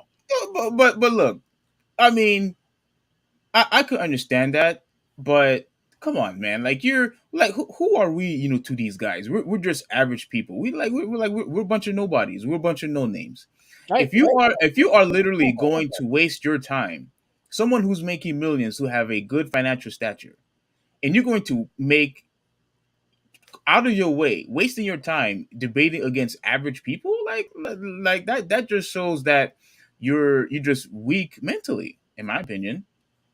Okay, I could understand if they were doing this, going back and forth with Skip Bayless or Charles Barkley, Stephen A. or Tony Kornheiser, fine. But if you're just going after regular fans, like seriously, you're going to waste your time arguing against us? I don't know, man. I think that's pretty petty, if you ask me. All right, David also said, yeah, it's to get views. He also said we're talking about it as so it's entertaining us in some way, LMAO. Do you have anything else to say about the whole new media versus old media thing? Because he roasted the shit out of Kendrick Perkins. Do you have the audio? No, but I don't even know if we can play it. Oh, why? How come? He basically called Kendrick Perkins a coon. Oh, you think we would get banned if it was played? Maybe, because I don't know. Frankly, I should not have said it. I should not have said it, but like, make sure you edit it out. He went hard at Kendrick Perkins, and they've been having back and forth. They've been having back and forth for a little while, because obviously Kendrick Perkins, one of his many hot takes was that the Warriors weren't going to win the championship. You know what I mean? He's the same guy who said that the Lakers were going to win 70 games. You know, so he said that they went back and forth, and then I think Draymond's issue with Kendrick Perkins is that you understood the game, you played the game, but yet you say all these things like as if you never played. Oh, okay, okay, okay. Yeah, so it's like it is what it is. But yeah, I mean that's pretty much it. Like I don't know if you have anything else to say. No, I'm pretty much done.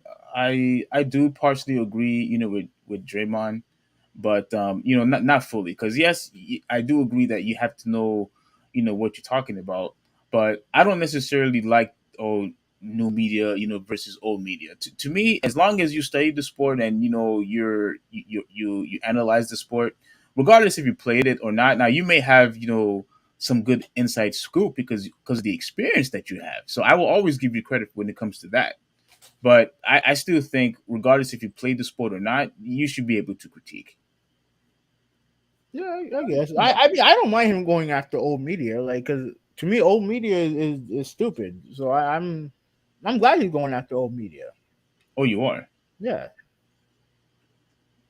yeah. No, Because a lot of these guys say things just for clout, and I mean I'm not saying that I mean, it's funny that you said that, because I don't know if you remember the situation with CJ and JJ went at Stephen A. hmm When Stephen A. said that he didn't like it when Russell Westbrook went to the press conference, hmm and JJ and McCollum basically called him out on First Take about that. Did you see that clip?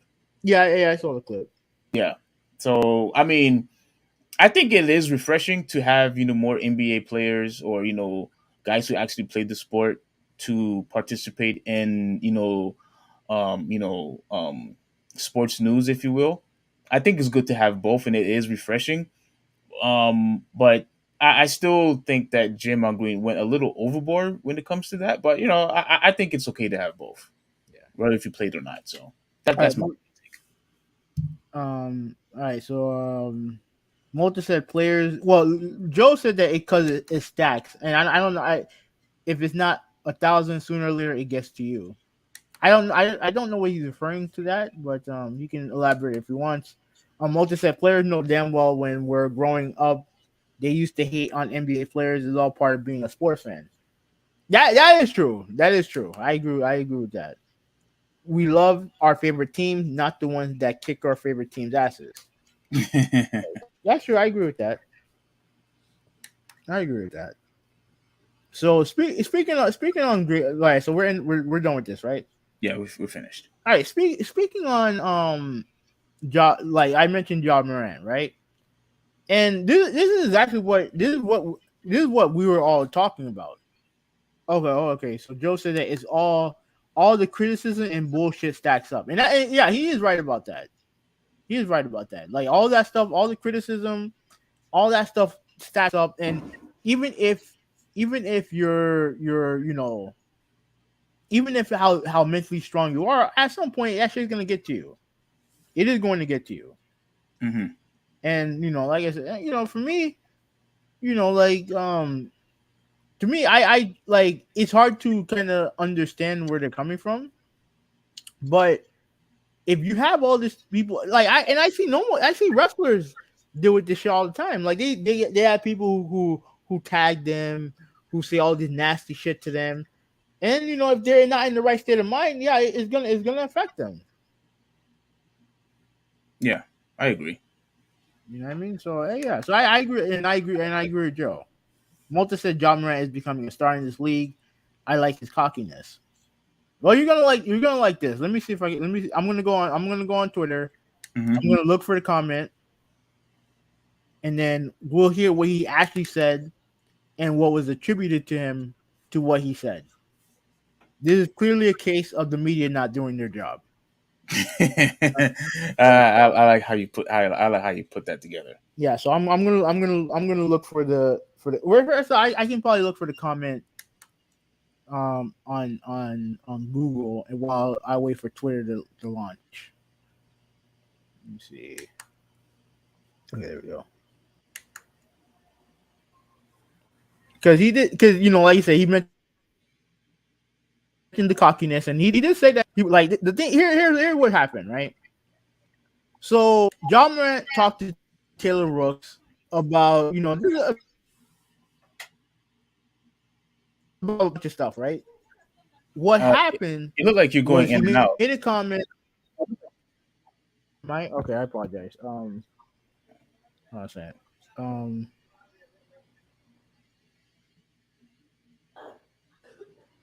Okay, perfect. I found the comment.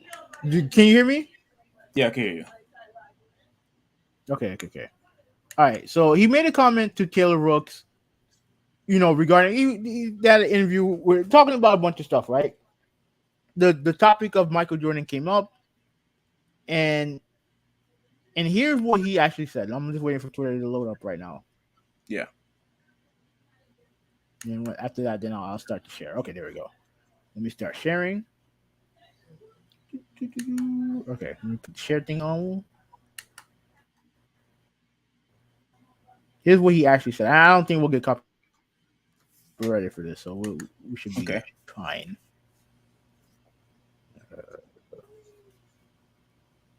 Share system audio. Click on the thing. Boom, boom, boom. Yeah, my computer is acting a bit slow, so I apologize for that. All right, so you see my Twitter account right here, right? Yeah, I see that it's loading. Okay, it's here. Okay. Let me do the search for Morant. I should have. All right. Oh, sorry. Ooh.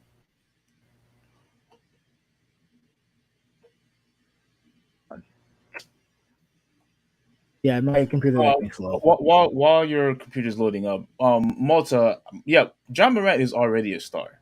I completely, emphatically agree. I think he's a star already, and I think he's a bigger star than Zion. I think he surpassed Zion by a lot because I think with Zion constantly getting injured, John Morant is the one that's taking over, and yes, he's eventually going to become a superstar. Quite shortly, real quick, he's going to be a superstar. As far as Also, you I'm have concerned, Doing yeah. as a kid, but having that opportunity. Can you hear it? barely put the volume up. Introduce myself. It's Just already having a up. conversation with. I don't know Okay. what I would have said, but Yeah. I wish I played in his generation. You wish you would have played in his generation. Yeah. Why? I heard he was like just how he go about the game, just that mindset he had. I would like to play against him. So. Yeah. This time you're not saying I would have cooked her. I would have cooked him too. You would have cooked Michael Jordan. And nobody got more confidence than 12. No. No, that's what you're supposed to say. I get it. As you should. Yeah. I'm never gonna go and say nobody gonna beat me one-on-one or anything. Yeah. I don't care what it is, what sport it is, soccer. Who's the best player in soccer? What we can play. Yeah. So that's pretty much what he said. Yeah. All right. So let me go back to my thing. Now let's go to this right here. This is from Awful Announcing. ESPN again ran a fake quote from Ballsack Sports on the air. Oh, And this is what- ESPN then. Oh snap! And Okay. Fox is the same thing, but ESPN the big dog, so that's what they're going to come after. Okay. Right? This is what they were replying to. Right? If you put Michael Jordan into today's game, he's just another superstar. You have me, Curry, Doncic, Lillard, Young, and then guys like LeBron, Kevin, Giannis, Kawhi. It's not just about one superstar and a bunch of average guys. And he never said this. Never said this. Wow. Media outlets ran with that, and they made content over it. They actually talked about this. Mm-hmm. They actually talked about fake news. Yeah. Pretty much. Wow. And this is what Draymond Green and a lot of other people were talking about. This is what they were talking about. Now, going back to Twitter.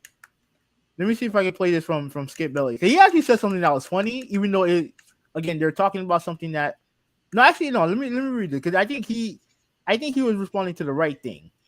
Okay. I'm gonna put the thing on there. Cooking Jordan. Maybe you cook for Jordan, but cooking Oh, Jordan. that's funny. Yeah, it is funny. It is funny. But he responded to the right comment, right? But ESPN shows up and down the block were addressing the comments that he made that he didn't actually make. Uh-huh. So because I remember when you brought the topic to me, like I had heard some of the stuff that he said because I saw the comments and stuff like that.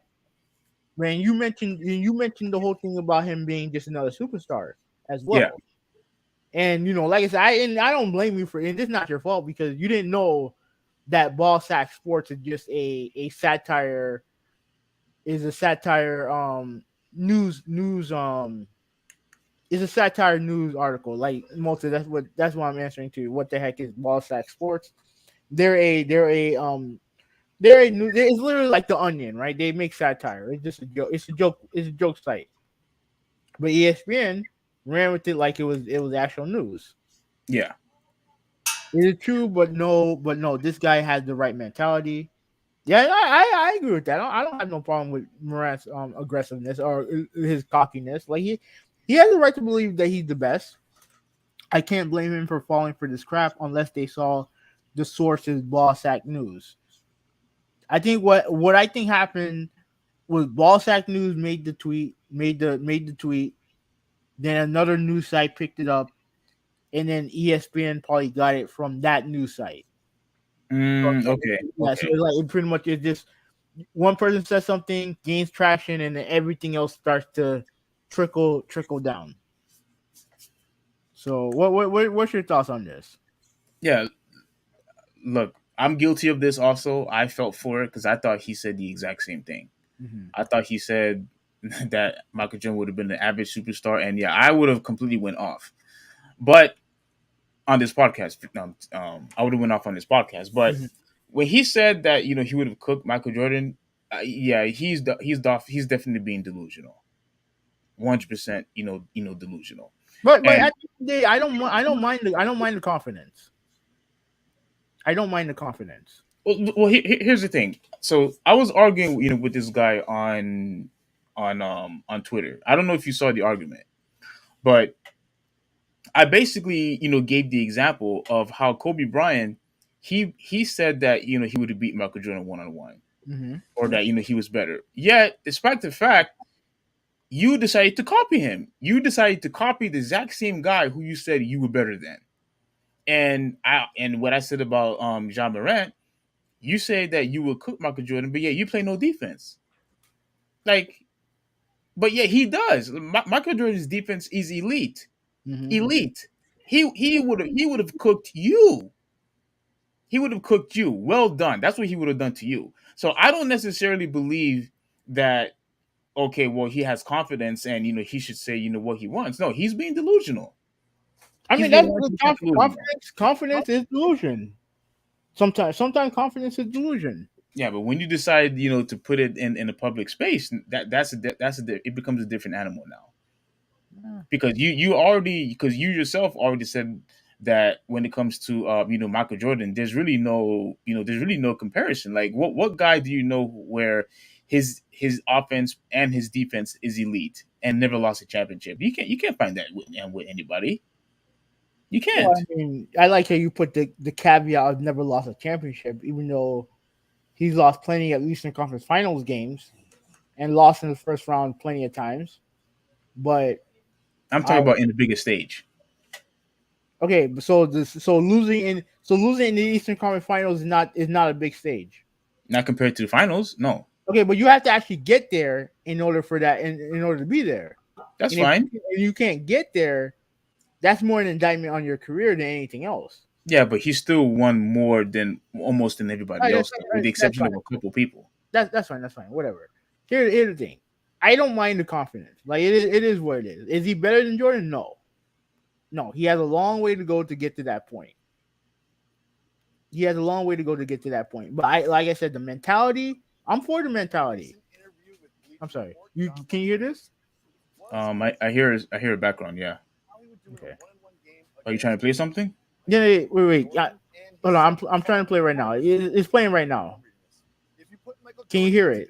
Yeah, a little bit.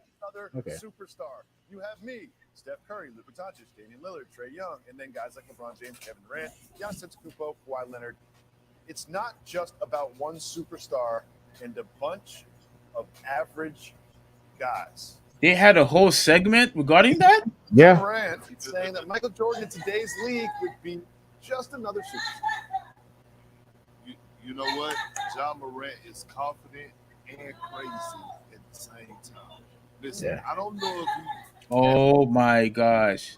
I want to stop the audio, but my computer is like freezing right now. Oh, you can't stop the audio? Not right now, no. But yeah. So and because that was on Jacoby and Rose's show, but Rose wasn't there on there. It was Perkins. Yeah. And in fairness to Jacoby, I give him credit when Taylor Rooks called him out on it, he did apologize. So. Who? Wait, the chick that interviewed Ja Mm-hmm. called him out. Yeah, because like I said, he didn't because like I said, Ja Morant didn't say that, and they made an entire segment talking about something that he didn't say. Well, did she call everybody else out or just him? I think she saw his tweet, and I think they're friendly with each other. So I guess she was just she was just telling him what the deal was. Yeah. I think she was just trying to cause trouble. Huh? I think she was just trying to cause trouble. Why? Because why are you only going to call out just one person? Why you didn't call everybody else that was talking about it? Well, I mean, ESPN the top dog. ESPN's the top dog. Like who else is she gonna call out? I mean, I thought you said Undisputed talked about it too. No. Like the comment that I thought I have to recheck to see if they did or not. But because I thought that was what Skip Bayless was referring to. But the Cook comment, he did say that, and that's what Skip commented on. So I have to look back on that. But ESPN, they played that on their show. Yeah. They played that on the show, and she saw that, and she was replying to that. All right. Yeah. So yeah, I don't blame her for because like, at the end of the day, that's a bad look on her too. That's a bad look on her. If she definitely didn't say if she didn't say anything, she didn't mention it, didn't try to correct it. That's not a good look for her. Yeah, that's true. That's true. I just thought that she only went after one person and not everybody else. Yeah. All right. So Multi says, Steve, let them be cocky whether they are good or not. Kobe and Morant have good mentality. So. No, they could be cocky if they want, but I could still call them delusional as much as I want. I could just like how you could say, they're wrong, just like how Hoovy 186 could say, well, he's wrong. I could say that they're being delusional. That's all. Okay. All right. So moving on to the next topic. All right. So let's talk about the 2K23 cover. Right. Yes. This is Oops. Oh. My bad. This is not the 2023 cover. This is the 2011 cover. My bad. Let me find the right cover. All right. All right. So while you do that, I'm gonna turn this fan. It's freaking hot in here. All right. Let me know when you're back. Yeah. It's gonna take only a second. Okay. All right. Go ahead. Okay. So let's go to the 2000. Oh, my bad. This is the 2016 cover with Michael Jordan. My bad. Now I know you're doing this on purpose. Now I know you're doing this on purpose. My bad. Let's go to the actual 2K23 cover, the Michael Jordan edition. Now, you someone to ask, why would I do that? Why would I do that? Here's the thing, right? They couldn't be. I understand 2K23 Michael Jordan. I get that. 100%. I get that. I understand it. I have no problem with it. Okay.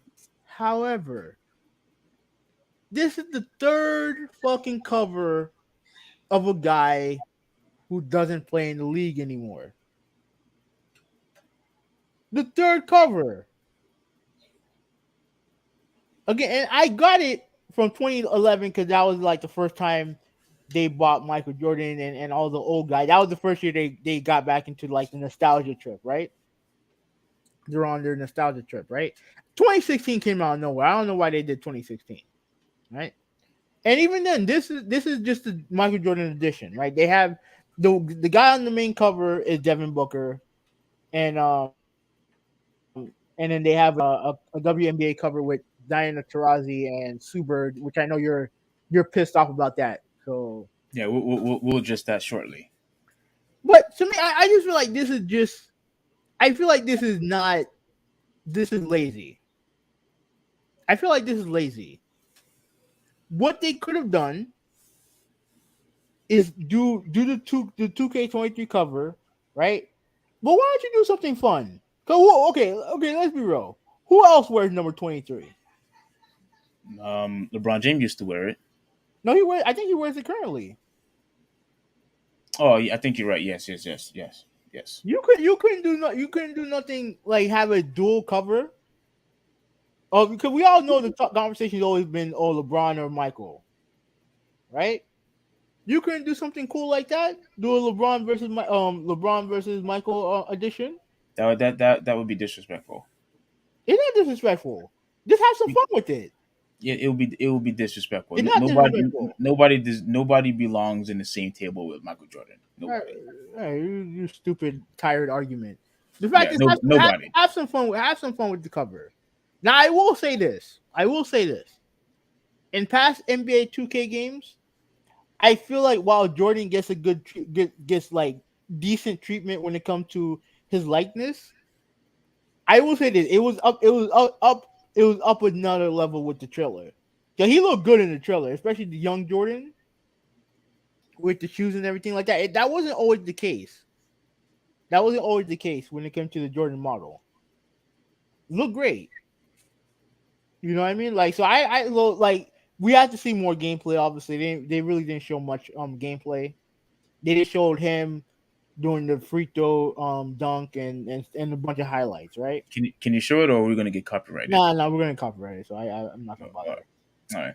But like I am interested to see how the game comes out. Cause I do want to try. I do want to play a 2K game on my PS5. I do, but I just want to make sure that it's worth it. And I'm not paying 150 for it either. You was arguing with somebody on Twitter regarding that. Yeah. Because this guy bitches and complains about paying $70 for PlayStation games, but yet when it came to this, he's willing to spend 150. And he said, "Oh well, they're giving out League Pass." And I'm like, "What the fuck?" Oh, first of all, most of the games that people actually give a shit about are on network TV anyway. Like all the big matchups are on ESPN and TNT anyway. Mm-hmm. And I think his favorite team is Oklahoma, the Thunder. Okay.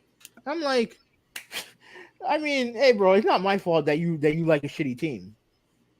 You know what I mean? Like, it is what it is. Well, I mean, now that you mention him like in OKC, it actually makes sense why he would spend that much, because if he likes OKC, they're not going to be broadcast in ESPN or TNT. They're not. Again, I don't know where he lives. He probably lives in OKC. So if he lives in OKC, there's no excuse. There's no excuse if he lives in OKC. But if he lives somewhere else, I can understand your point. But there are ways around watching your team play. There are ways around that. Mm-hmm. So I don't know. To me, I just feel like spending 150 for a game is weird to me. I think this is a very cool cover, and I honestly believe that you are being hyperbolic, because Michael Jordan is the cream of the crop. You know that. Everybody will all, and is mainly universal, and the consensus is that he's number one. So because he is like the brand of all brands, it really makes sense for him to have a cover, because I guarantee you, if fans had the option to choose, they would probably choose Michael Jordan every single time if he was an option. Option for what? Like if 2K asks us for a vote and they ask us who who would you like to be in the next cover, and if Michael Jordan was an option, majority of the people would probably choose Michael Jordan every single time. But he's already I'm being hypothetical. Obviously, this is just he's me already, assumption. okay. First, he's already been on 2 covers. He's already been on 2 covers. Like I said, I don't mind him being on the 2K22 cover. Like I get the nameplate and everything like that. The thing is that you could have done something a little bit more than that. You're only doing, you're just repeating what you did in 2K11 because you can have the Jordan challenges and stuff like that. They already did the Jordan challenges in 2K11. They did that already. Mm-hmm. So I think they're gonna add some more. But like, what is like, how deep into a career that you're gonna go into when you pretty much already did that in 2K11? That's all I'm saying. That's all I'm saying. But like I said, I'll see how the game looks before I buy it. We'll see how it goes. All right. So since you went on your rant about something that that everybody is actually in favor of, this is what I'm completely against. I thought you was going to talk about something that was actually more important, but No, I think the whatever cover that they show first is the most important cover, in my opinion. what was the first cover? The Jordan cover. Okay, and that's the most important because Jordan, is more relevant than anybody else. Now, look, this is the cover that I had an issue with. I hope everybody could see it, but can you see it? Hold on a second. Yeah. This is the NBA 2K23 cover. This is the other option that we had. Now, I don't know if anybody remember, but Hubi and I had this huge debate in last year's NBA 2K cover. And I am in the exact same position. To me, this is a waste of cover. This is just a waste of time. It is a nice cover, though. I have to admit, it's a nice cover. The Devin Booker cover is cool too. This is a waste of time. Complete waste of time. And it's stupid. Because you have WNBA players representing an NBA 2K cover, which absolutely makes no sense to me. No sense at all. And once again, this is a clear indication of pandering. That's what they're doing. They're trying to, or what's the other term that people like to use? Inclusion, which doesn't make any sense because this is the NBA, not the WNBA. This is the NBA. And yet they have WNBA players in a NBA 2K cover, which absolutely makes no sense. So there was just one little tiny piece I wanted to read real quick. Let me see. Is it this one? I think. Before you do, let me play this audio that Malta sent me. All right. Let me see if you can hear it. Can you hear it? No. Okay. Oh yeah, now I can. Now. Say LeBron James. Oh, hold on. Stop. I played that audio in the chat, and you criticized me for it. You did? Yes. And you when? Criticized me for it. When? Because this is when he's talking about LeBron James going to the WNBA. Mm-hmm. Yeah, I played that audio in the chat, and you criticized me for playing that. When? It was just a while ago, but you complained because you knew I was making a good point when it comes to this whole transgender nonsense. Well, let me listen to it. You know what I mean? Okay. Can he stay in the NBA, or because he's a woman, does he have to go to the WNBA where he will score 840 points a game? What does it actually mean to be equal? You know what I mean? Like, if women are actually equal to men, then there would be no WNBA, would there? play with us. would just be good enough to play in the NBA with us. Or here's another idea that's going to be very controversial. You could shut the fuck up. Okay. Okay. Yeah, That Go ahead. that Continue your bitching about a cover. Go ahead. yeah, and so it says longtime friends and five-time Olympic medalist Sue Bird and Diana Taurasi, Yeah. whatever, um, will grace this year's cover, which is dumb. The retiring Bird is a league all-time assist leader, a full-time WNBA champion, and a 13-time All-Star who is a co-captain for the team steward and this year's game. Tarasi is the WNBA's all-time leading scorer and a three-time champ, two-time Finals MVP, and a 2009 League MVP. I think this is the one I was trying to refer to. It is really an incredible feeling to see your hard work memorized on a cover of a game like NBA 2K. Okay, your hard work and the dedication that you put in into the sport has nothing to do with the NBA. Nothing, absolutely nothing. And for and I know and I'm not saying that they are wrong for, um, I guess patting themselves on the back, so to speak. But the thing is, it's just dumb. It just makes it look stupid that you are representing. You're not representing the WNBA. You're still representing the NBA as a whole.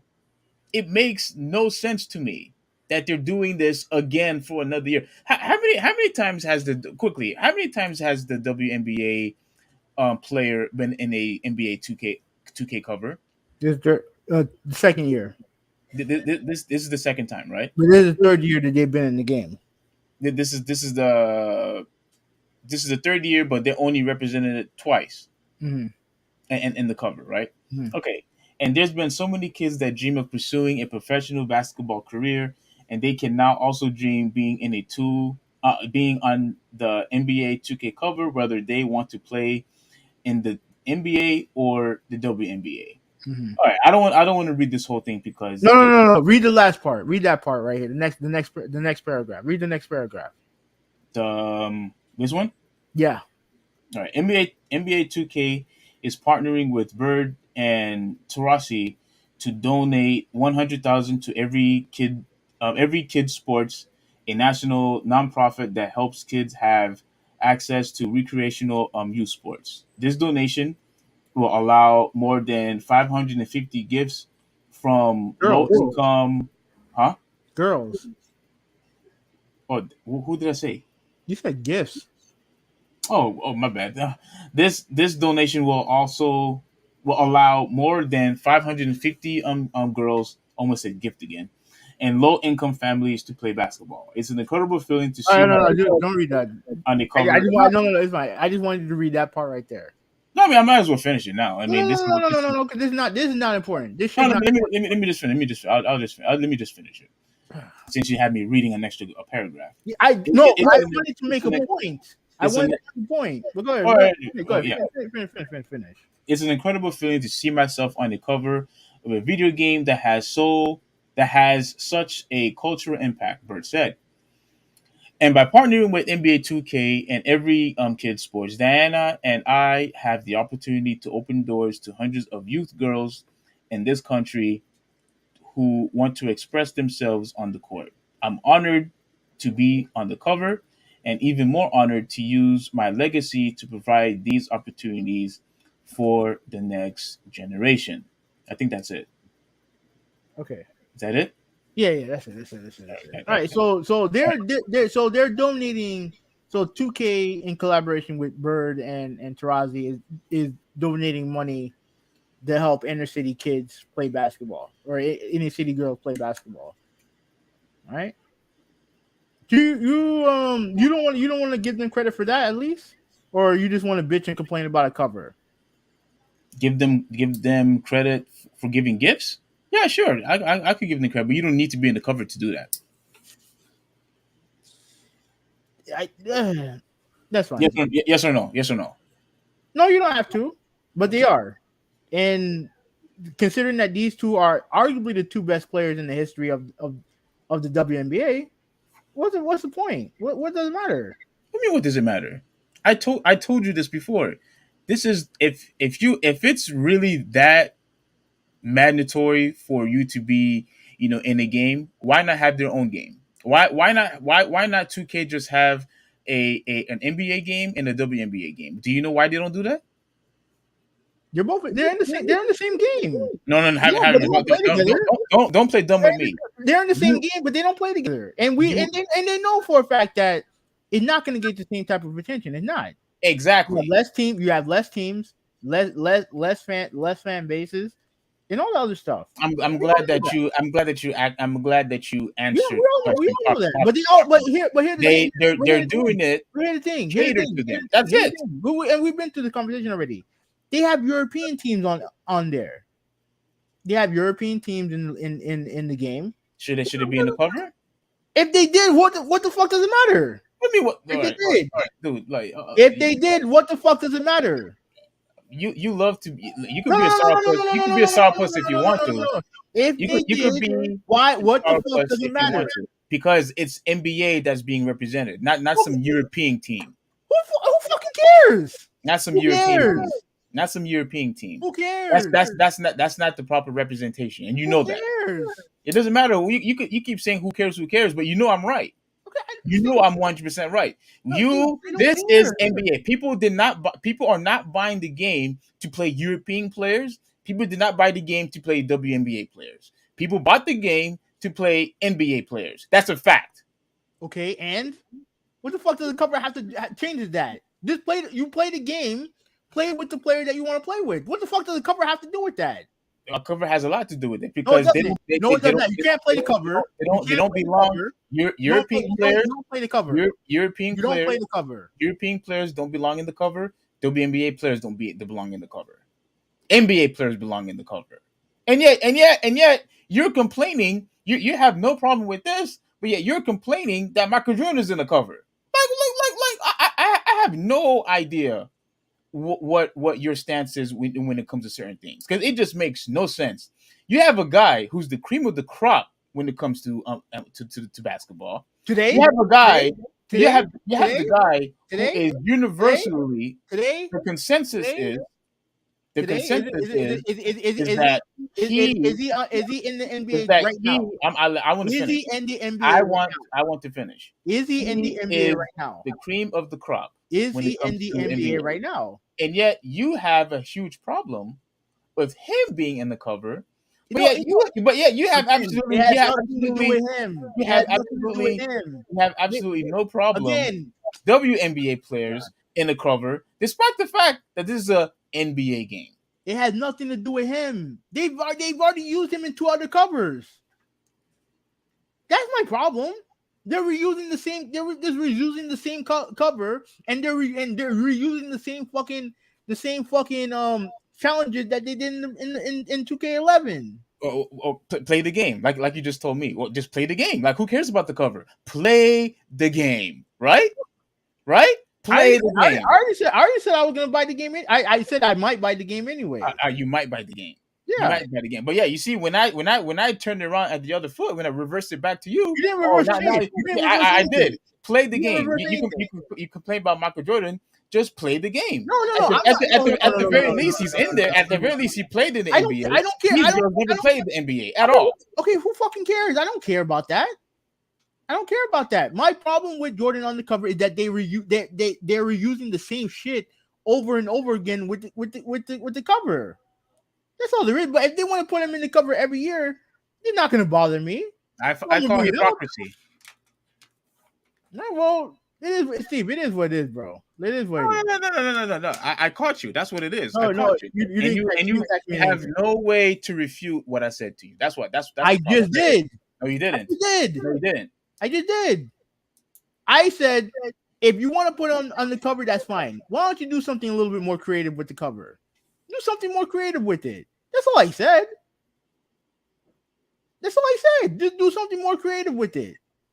You've had 20 years of NBA, 23 years exactly. of WNBA of NBA covers, right? And the guy that has been on the most covers is a guy who's not in the league anymore. Not in the league anymore. I get it for 2K11. I get it for 2K11. Why? Right? Because up until that point, Jordan was not in any basketball games. Back in the day, he wasn't in NBA Live. He wasn't in Shootout. He was just a generic player because he wouldn't allow, for some reason, he wouldn't allow his likeness in these games. So when they brought him back, that was a big deal. That was a big deal.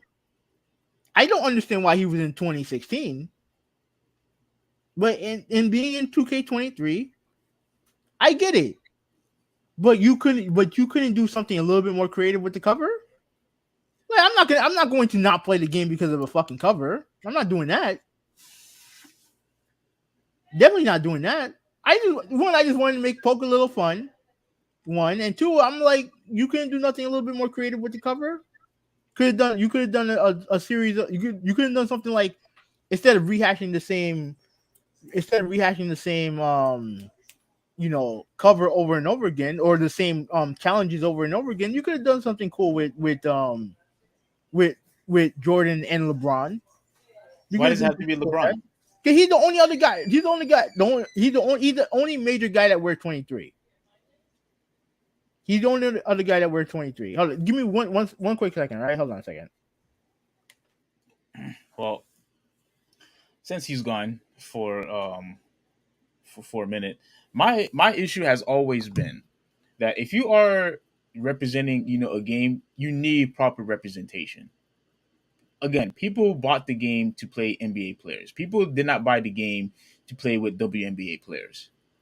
This is not, being the sexist and all this other, mumbo jumbo that some people are going to claim that's what I'm saying. But if you are going to have, the WNBA players in a cover, why can't it just be a regular WNBA game? Like, what's the issue? Why can't it just be a WNBA game? Obviously, the reason is that they know and they are aware that if they had their own game, nobody would buy it. Nobody would buy it. To me, this is clear pandering. This is a way for them to motivate us or try to entice us to give WNBA players some recognition so that we could watch their games. And that's not going to work. I have already said before, marketing this product, marketing the WNBA is not what will help people watch. What will entice people to watch is if you actually fix the product, if you actually make adjustments, make certain modifications in the game to bring the entertainment value upward, so that way people will be interested in actually watching the games. But they're not doing that. And every time when a suggestion is made, WNBA players are always constantly complaining about it. All right, I'm back. Like when people were suggesting that, okay, you lowered the rim, every single one of them had their panties in a bunch, saying, "Oh no, we don't need to lower the rim," and all this other nonsense, all this other mumbo jumbo.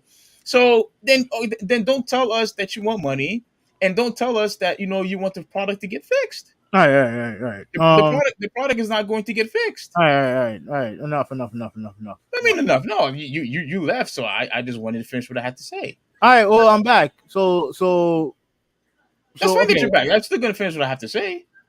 All right. Regardless, all right. All right. So what are we finished or what? No, we're not finished. What I had to have one more thing that I wanted to say. It's clear that what they're doing, they are pandering.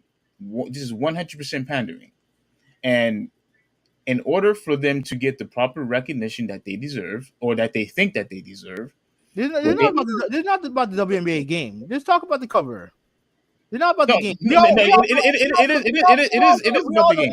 We all know that you hate the WNBA. Yeah, and there's nothing for me to hate. Just talk about the cover. There's nothing for me to hate. All I'm saying is what they need to focus on is making the game good. Make the game good. Don't give us this extra wasted space by having us choose a different mode by playing WNBA players. That's not what people want. Nobody asked for this. Nobody. Wait, Nobody asked for so this. you're upset that they have the And WNBA women in the game? and what I said was that's not what anybody asked for. Nobody asked for that. I guarantee you, if it was removed, nobody would complain. But I bet you that if they removed the NBA players and kept the WNBA players, it would be a huge uproar. Yes or no? It would be a WNBA game. And there would be a huge uproar. It would be a WNBA game. We know And they're it not would, going to do and that. it would exactly. It would be a huge uproar. It would be unacceptable. But if they were removed, nobody would care, and you wouldn't care either. You wouldn't care. No, I You would no, not. no, I wouldn't care. But I But you, don't. that- But I'm not. But I'm not. I'm not but going to bitch about the cover. I don't care about the cover. here's what I know that you would care. You would care if they removed the NBA players on there. It's a WNBA. I'm not going to play a WNBA game. Thank you. But I Thank don't. you. Which means it's a waste of space.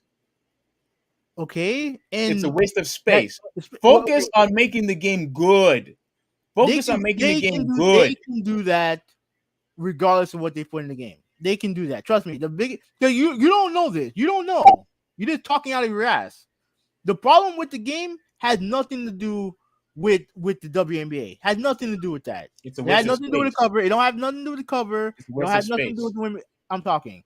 It's It a has waste nothing to do of with the cover. space. It don't have nothing to do with the game, with the women players. The problem with this franchise is that one is obviously everyone's gonna say regurgitating the same shit, right? Yeah, everyone's gonna say that. The problem with the game is the microtransactions in this game. The park, my player, all that stuff. They've completely de-emphasized the single player experience in this game for my team and all the other stuff.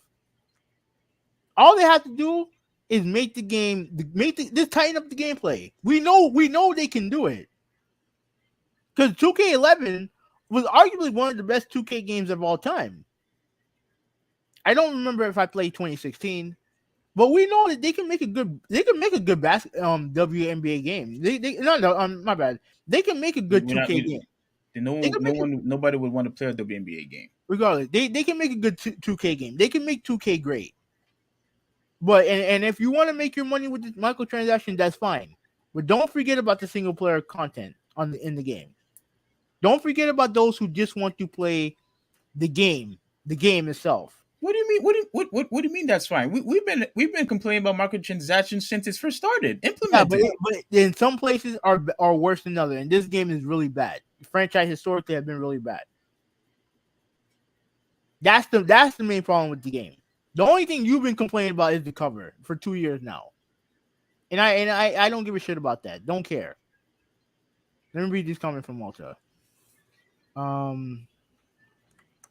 He said that what the hell is that chick playing the WNBA? I think I read that already. What the hell? No, I want to read it. I want to read it because I don't think you read it. I think you did. But go ahead. No, you didn't. No, you didn't. I don't think I didn't hear you. But what the hell is that chicks play in the WNBA, not the NBA? Exactly. And here's the thing, Malta. Who 186 knows this. He knows, but when it comes to situations like this, he likes to rush to their aid and always want to use the term, "Oh, who cares?" Or no, use the phrase, "Oh, who cares?" Let's just play the game. But yet he turns around and says that, "Oh, well, why do we have another Michael Jordan game?" So, but to me, I think the consensus would be this: there would be more of a complaint that you have WNBA players representing the game than a Michael Jordan who actually played the game representing 2K NBA 2K, in my opinion. All right. She said 2K11. I played the hell out of that game. You wouldn't believe it. I was the same way. Did you play 2K11? I think I played with you. No, all right. Yeah, I played with you. The greatest player of all time on the cover next year will be Kobe for 2K24. It wouldn't surprise me. It wouldn't surprise me, even though he was on. Even though he was on the cover a couple years before. This for before. So, Moto also said that we don't. Oh, he said someone. Why you skip everything else? No. I read this stuff already. I read that stuff already. someone is gonna love my close friend's Instagram story. He said, why don't we just get Marshawn Lynch on the cover of NBA 2K if we're gonna have people who don't play in the league? Oh, thank you. No, See, but here, that's wait, the point. no, That is the point, not, Meltzer. I'm going to destroy his point right now. No, you're not. Where in the game do you play as Marshawn Lynch? Exactly. That's not what he's talking about. Where in the game That's are not what you he's going to talking play about. as Marshawn Lynch? Dude, they could. Where in the game do you play as Marshawn Lynch? Do WNBA players play in the NBA? Haven't they? No, they don't. But they're Okay, in the game. quiet. All right, quiet. They're in All the right, game. quiet. No, don't tell me to be quiet. Don't tell me to be quiet. They're in the game. You could put anybody in the game. You could put anybody in the game. But Marshawn Lynch is not in the game. You could put anybody in the game. That doesn't mean they Marshawn Lynch is belong not there. in the game. That But doesn't mean they Marshawn Lynch belong is there. not in the game. But that doesn't mean they don't belong. Marshawn Lynch is not in the game. They don't belong there. So Marshawn Lynch is not in the game. This is NBA. If you go contradiction. If you go on, who gives a fuck? Who cares? It's a contradiction. They're in the game. It's in still the a game. contradiction. They're in the game. It's NBA players. NBA players. But the WNBA players are in the game. Your claim would have actually made sense if it said NBA and WNBA, but it doesn't say that. Okay, it says NBA. Let me ask you. It says NBA. Let me ask you a question. If they did that, they changed the name to NBA/WNBA 2K24. You're telling me you're not going to complain about that? That would have been fine. You would have been okay with that. That would have been fine. Okay. I'm going to petition 2K to change the name, and then we'll see how you react. Just for the sake of me. That's absolutely. That's very interesting. Absolutely. That's very interesting. The facts is that Marshawn Lynch is not in the game. Now, I can't speak to what they do over there in Europe, but if they had a cover where they had their own player in the game as a cover, I don't have a problem with that either. I wouldn't care. At the end of the day, it's a cover. You're not playing cover. Who cares? It doesn't matter. A lot of people care. It don't matter. It don't matter. But people care. It's not the proper representation. I already debunked your points when I said this in the last podcast when we talked about this before. No, you're wrong. You're wrong. I debunked your point back then, and let me tell you how I'm going to debunk it now. Let me tell you how. Go ahead. Yeah. Like I said before, if this was Street Fighter and you have Chun-Li in the front cover, that's fine. If this is a WWE game and you had a female wrestler in the front cover, that's fine. If this was UFC and you had a female cover and the UFC cover, that's fine. If there was an Olympic game and you had Simone Biles in the front cover, or let's say Allyson Felix in the front cover, that's fine. Because it's all under the same umbrella. They all participate in the exact same sport. But guess what? WNBA players don't play in the NBA. That's my point. And that's Malto's point. They don't play in the NBA. But they're in the game. It doesn't make any sense. But they're in the game. You just completely. They're in the game. No, everyone knows that they play in the WNBA. It's facts. Okay, I don't mean that they can't be in the game. They can't be in the cover. You're helping our point. That's what you're doing. No, your point is stupid. Who cares about a cover? My point is, your point is, who cares about a cover? That's my point. If they were on the cover and they're not in the game, yeah, I would see what you're talking about. But they're in the game. Here's the formula that you don't understand. They have an NBA player on the cover, they have a legend on the cover, and they have a WNBA player on the cover. That's the formula. And yet those people played in the NBA. If you don't like those it, people played in the NBA. If you don't like it, then whatever. But that's the formula. And those people played in the NBA, not the WNBA. But here's the thing: they're all in the game, though. They all played in the NBA. They all played in the NBA. Here's the thing: but they're all in the game. It's not called WNBA. If you wanted to play, it's not called WNBA. If you wanted to play with every person that's on the cover, then you can do that. It's not called the WNBA, and it's not called WNBA and NBA. It's called NBA 2K. That's it. It don't matter. They're in the game. They're in the game. That's it. You don't matter. They're in the game. Yeah, that's fine. They're in the game. That's it. So what does it matter? Yeah, the same guy who's complaining about Michael Jordan front cover, but yet you want to go off on me being a sourpuss, complain that I'm complaining about WNBA, but while you complain about But Jordan. here's Get the hell out of here, the man. difference. Here's the difference Get between me. out, get Here's out, the get difference out, get out, between me get and out, get you. out, get out, get out. I'm still gonna play the game regardless. Only That's one fine. of us gonna play the game. There's only one person here who actually knows about the franchise. It's not you. That's It ain't fine. you. It's That's not fine. you. It's funny. Did you buy every single game every year? No, I didn't. But I played more games than you. But I played more games than you. I think you should be quiet. Have I or have I played more? Yeah, you should. Have I or have I not played more I NBA think 2K games than dude, you? I've been debunking all Have of your points. I I've been played debunking your more points WNBA already. games than you?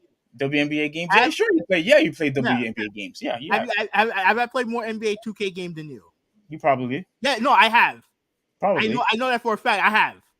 That's fine. So the only person who knows what they're talking about in this topic is me. It doesn't change that you contradicted yourself. I didn't contradict myself on anything. You want to believe that because you want to believe that, but that's not what happened. Yeah, that's exactly what happened. No, You complained about Jordan, who actually played in the NBA, but yet you had absolutely no problem with WNBA players representing an NBA game. That just shows where your mindset is at. I know exactly what you're doing. I know exactly where your mindset is. I know exactly what you're doing. You lost the argument. Now you're going back saying stuff that I didn't say. You did say that. No, I didn't. Yeah, you did. I said I didn't have a problem with him being on the cover. Yeah, you did. I said again, do something different with the cover. That's all I said. Yeah, sure. Do something different with the cover. Mm-hmm.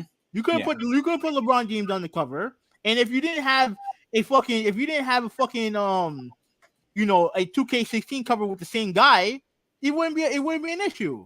And Malta, repeating the same challenges from 2011 wouldn't be an issue. Malta, this is exactly what you said before. Whenever I bring up a good point, he reverts to cursing and yelling. Like it's just like how you always said. I'm glad that you caught that too, by the way. But this is what I go through. Get some reformation. Get that reformation. You know you lost the argument. Uses foul language. Uses foul language to get Malta's help. Go ahead. Go get his help. With his argument, which makes absolutely no sense. Hey, get his opinion. Get his opinion. Hopefully it'll make you feel better. No. Malta said I wouldn't mind playing WNBA 2K, but why have them in the same game as the NBA players if you can't play against them? If they can't play against each other? The problem is that I think the reason why you can't is because they use two different size basketballs. That's why. And I also think that what I think they don't want.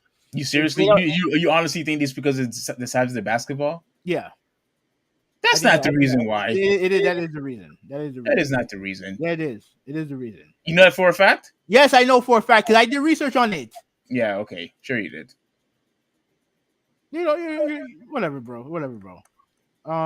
You said that's like having a grunt on the cover of Halo instead of Master Chief.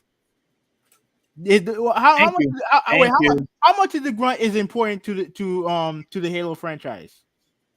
How important is it to have the grunt as opposed to Master Chief?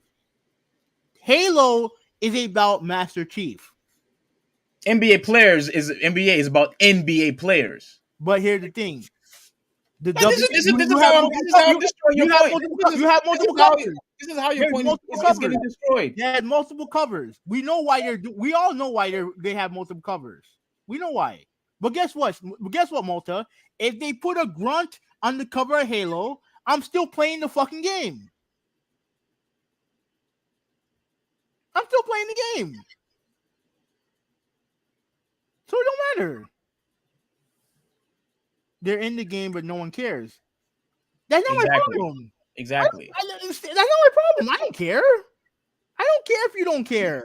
But they're in the game. It is what it is. First off, you don't care about anything. That's number one. Number two is what I said before. It's a false representation. That's number one. And number two, like he said, people buy the game to play as NBA players. And I was talking to people on Twitter, right? And one guy said that, people who have the game, bought the game, and people did try out playing, the NBA players and this and that. And then I asked, and I said, I guarantee those people that play with the WNBA players don't play, competitively, and they're just doing it just for the sake of, um, like just spending time, like experimenting, like, and pretty much everybody agreed. Like when you go like, let's say in a like in tournaments or in a competitive sense, Mhm. people are not going to waste their time, playing, WNBA players, because that's not what's being that's not the primary. The WNBA players is secondary. Here's Like, the thing. that's not the Here's the thing with that. it's like it's huh. Here's the thing with that. The reason why that's the case has no, is more to do with the fact that those tournaments are based off off of my team, where they have all these all star, like they have a bunch of legends and current NBA players in the game. And what they do a fantasy. They I don't buy these players or whatever, and then they take them to tournaments. That's what they do. I guess to make it fair, because if you're going to do, like, I know some tournaments are like this, where if you go to a tournament, you have to pick random team, you have to pick set teams or whatever, right? Like an all-star team. No, not all-star team. Like, you pick the Warriors or San Antonio, whatever. Mhm. The only people are going to pick. They're only going to pick the best teams. Yeah. That's all they're going to do. They're going to pick. That's why they want it. That's why the whole thing went to my team stuff, because now you can have a team that has, Akeem Olajuwon, Steph Curry, Kawhi Leonard, or whatever, right? Mhm. And vice versa. That's why they go to it. And the WNBA players are not part of that pool. They're not part of that pool. But if they wanted to do it, if they wanted to, they can do a WNBA tournament if they wanted to. But I don't believe that WNBA is. I don't think WNBA has those. I don't think their players are part of my team or what, or they don't. I don't think they have a version of that for the women's game. Yeah, but I think, but the thing is, though, I think what would have happened, even if they tried to implement that, in tournaments, I don't think we really would have that many participants anyway. Because I don't necessarily think people would want to, partake in a WNBA tournament on a NBA game. You know what I mean? It would be interesting to see if that's true or not. It will be interesting to see if you can do that. Again, the league's been around for 20 years. You could set up an all-star team full of women and do the same thing. But if you're not into the WNBA stuff, like like you said, like if you're not into the WNBA game, then yeah, you're not going to be into doing that in a video game. You're not going to be Right. you're not going to be interested in doing that in a video game if you don't like the Yeah. sport itself. So yeah, like it is what it is. Multi said, "Listen, man, this is my opinion. I'd rather have Michael Jordan on the cover over people who have never played in the NBA." Again, I don't care about the cover. I don't care who's on the cover of anything. It is what it is. If you want to have Michael Jordan, that's fine. To me, getting upset over a cover to me makes no sense, especially when you know why they're doing it. And he said, "I don't know why you're getting mad at me. I'm not mad at you. All I'm trying to, like he said, all I'm trying to say is I prefer Michael Jordan." That's not the argument. That's not my argument. Like that's not the argument I'm trying to make. I mean, you were irate. You did start cursing a lot. No, because That's what he said. That's what he said. We're having the same fucking discussion that we had a year ago. We're having the same discussion. I already told you why they're in the game. I already told you why they're on the cover. It's one cover. It's one of three covers. Right? To me, it's not a big deal. And the reason why, and the thing is that you use false equivalencies in order. Now, I'm talking about Multa. Multa using false equivalencies to prove his point. When it came to the whole Marshawn Lynch thing, Marshawn Lynch is not in the game. He's not. But you know who's in the game? Sue Bird and Diana Taurasi. You add that to what I said before about their strategy when it comes to covers, and it's perfectly clear. Now, if you want to still be upset about that, then go ahead. But I'm not. I'm more interested in how the game is going to be. Because at the end of the day, that's the only thing that matters. And I've been saying that since day one. And Multi also said, I'm not upset that there are chicks on the cover. I'm just telling you who I prefer to see. If you prefer to see Jordan, that's fine. If you prefer Jordan, that's fine. And that's not my argument. That's not my argument. The only reason why I brought Jordan up into it is because this is the third cover he's been in. And I think they're being lazy when it comes to the challenges that they're going to have in the game. Because they're just repeating the same challenges in the game. And the funny thing is, I get it because of the number. But like I said, you could have done something with him and LeBron. That could have been like a gameplay or something like that. Could have done something. You could have done something cool like that. That's all I'm saying. So you wanted to have like a cover like how, like you wanted to have a cover similar to how they did it with Tom Brady and yeah, Patrick Mahomes. Patrick Mahomes, like something like that. Yeah, something like that. Or they could have done like a cool, because back in the day, they had this game called one-on-one basketball. I think it was Bird versus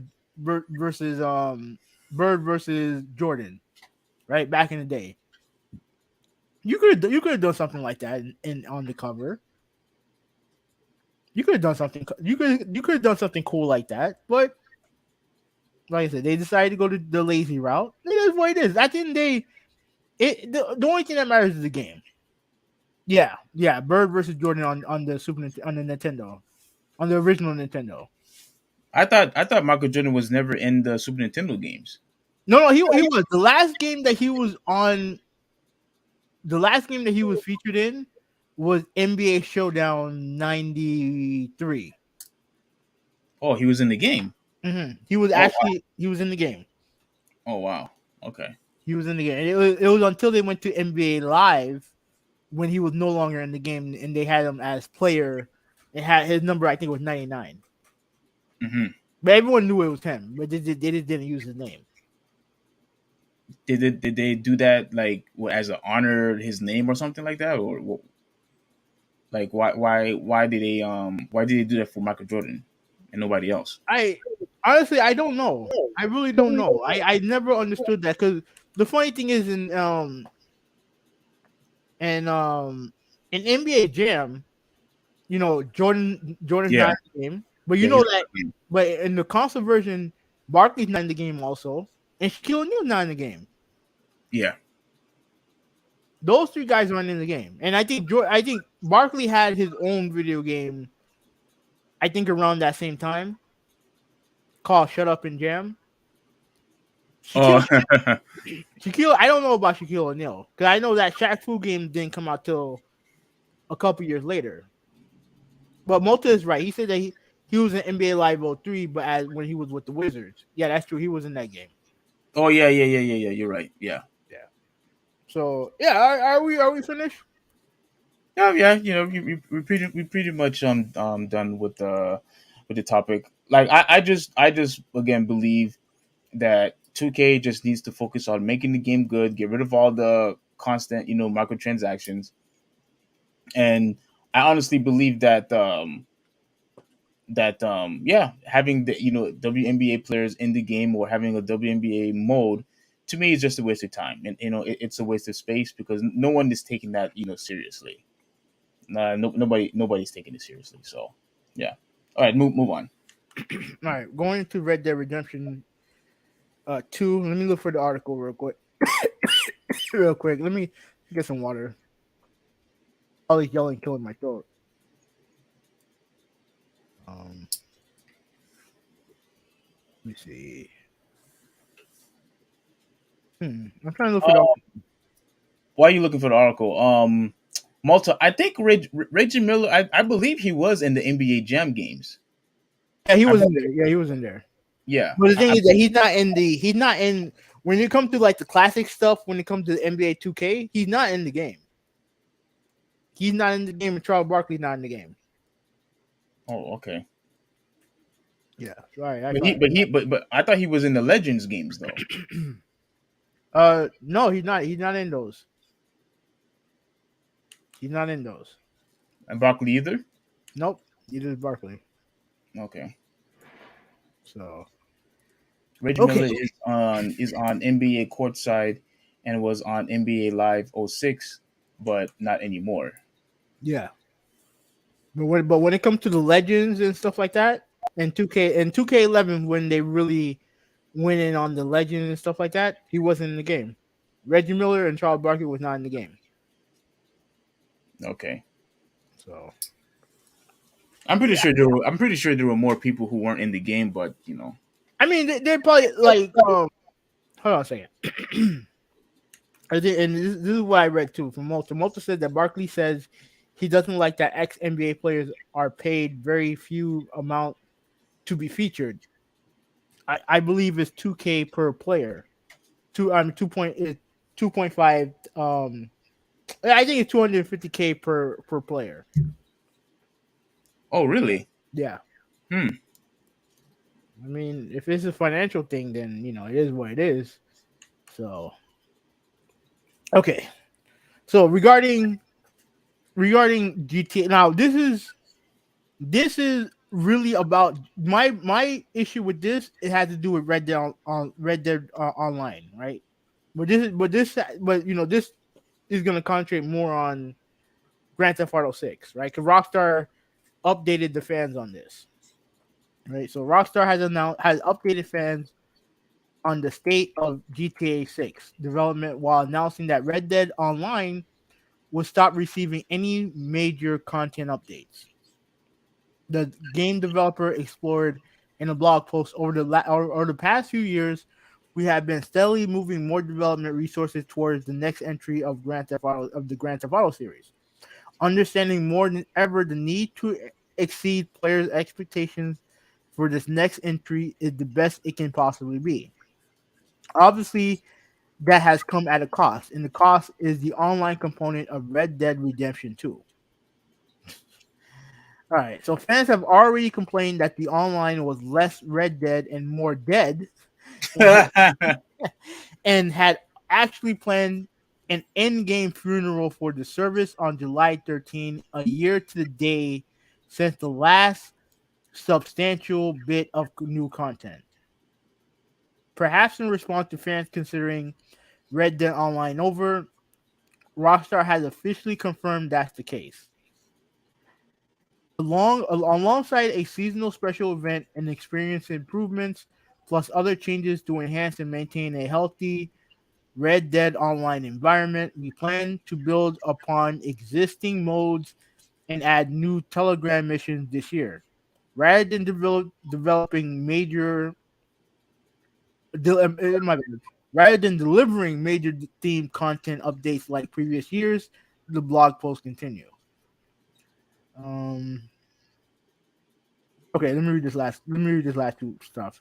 We will Mhm. continue to highlight and share creative efforts of our Red Dead community at every opportunity via Newswire and beyond. So the online isn't being shut down, but the only support it will get are bug fixes, small events, and promotions. No wrapping up of current storyline. No request features like online lobbies or creator mode and or commitment to stop rampant cheating on the PC version. Suffice to say, the in-game funeral is still going ahead. Now, let me tell you what pisses me off about this, right? Mhm. And like I said, yeah, Multi, thank you for clarifying. $250. No, yeah, $250. Yeah. Here what pisses me off about this, right? It had nothing to do with Red Dead Redemption Online. I don't play. I've never played Red Dead. I'm not into westerns. It just doesn't do it for me, right? But what this shows and what they did with GTA 5 when it came to the single player content outside of the original game, which is plentiful. I will readily admit that GTA 5 is a phenomenal game. Agreed. Mhm.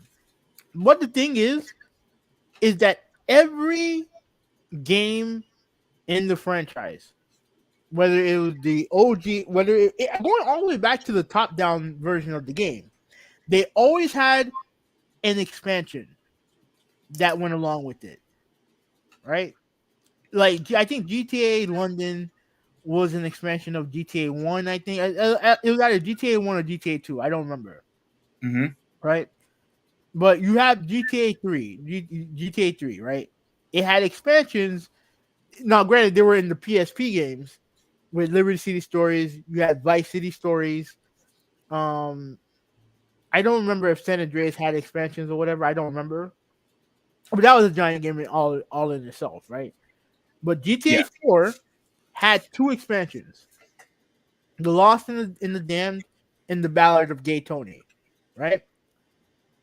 The only thing that 5 had was the online. That's it. And all the content that could have been done on single player, they took that and made it to multiplayer. And that's made them a shit ton of money. A lot of money. Yeah. I get it. That's your cash cow. Understood. But at the expense of that, you left single player GTA players in the lurch. Because everyone just assumed that you were going to make a single player content. But you took that shit and took it online.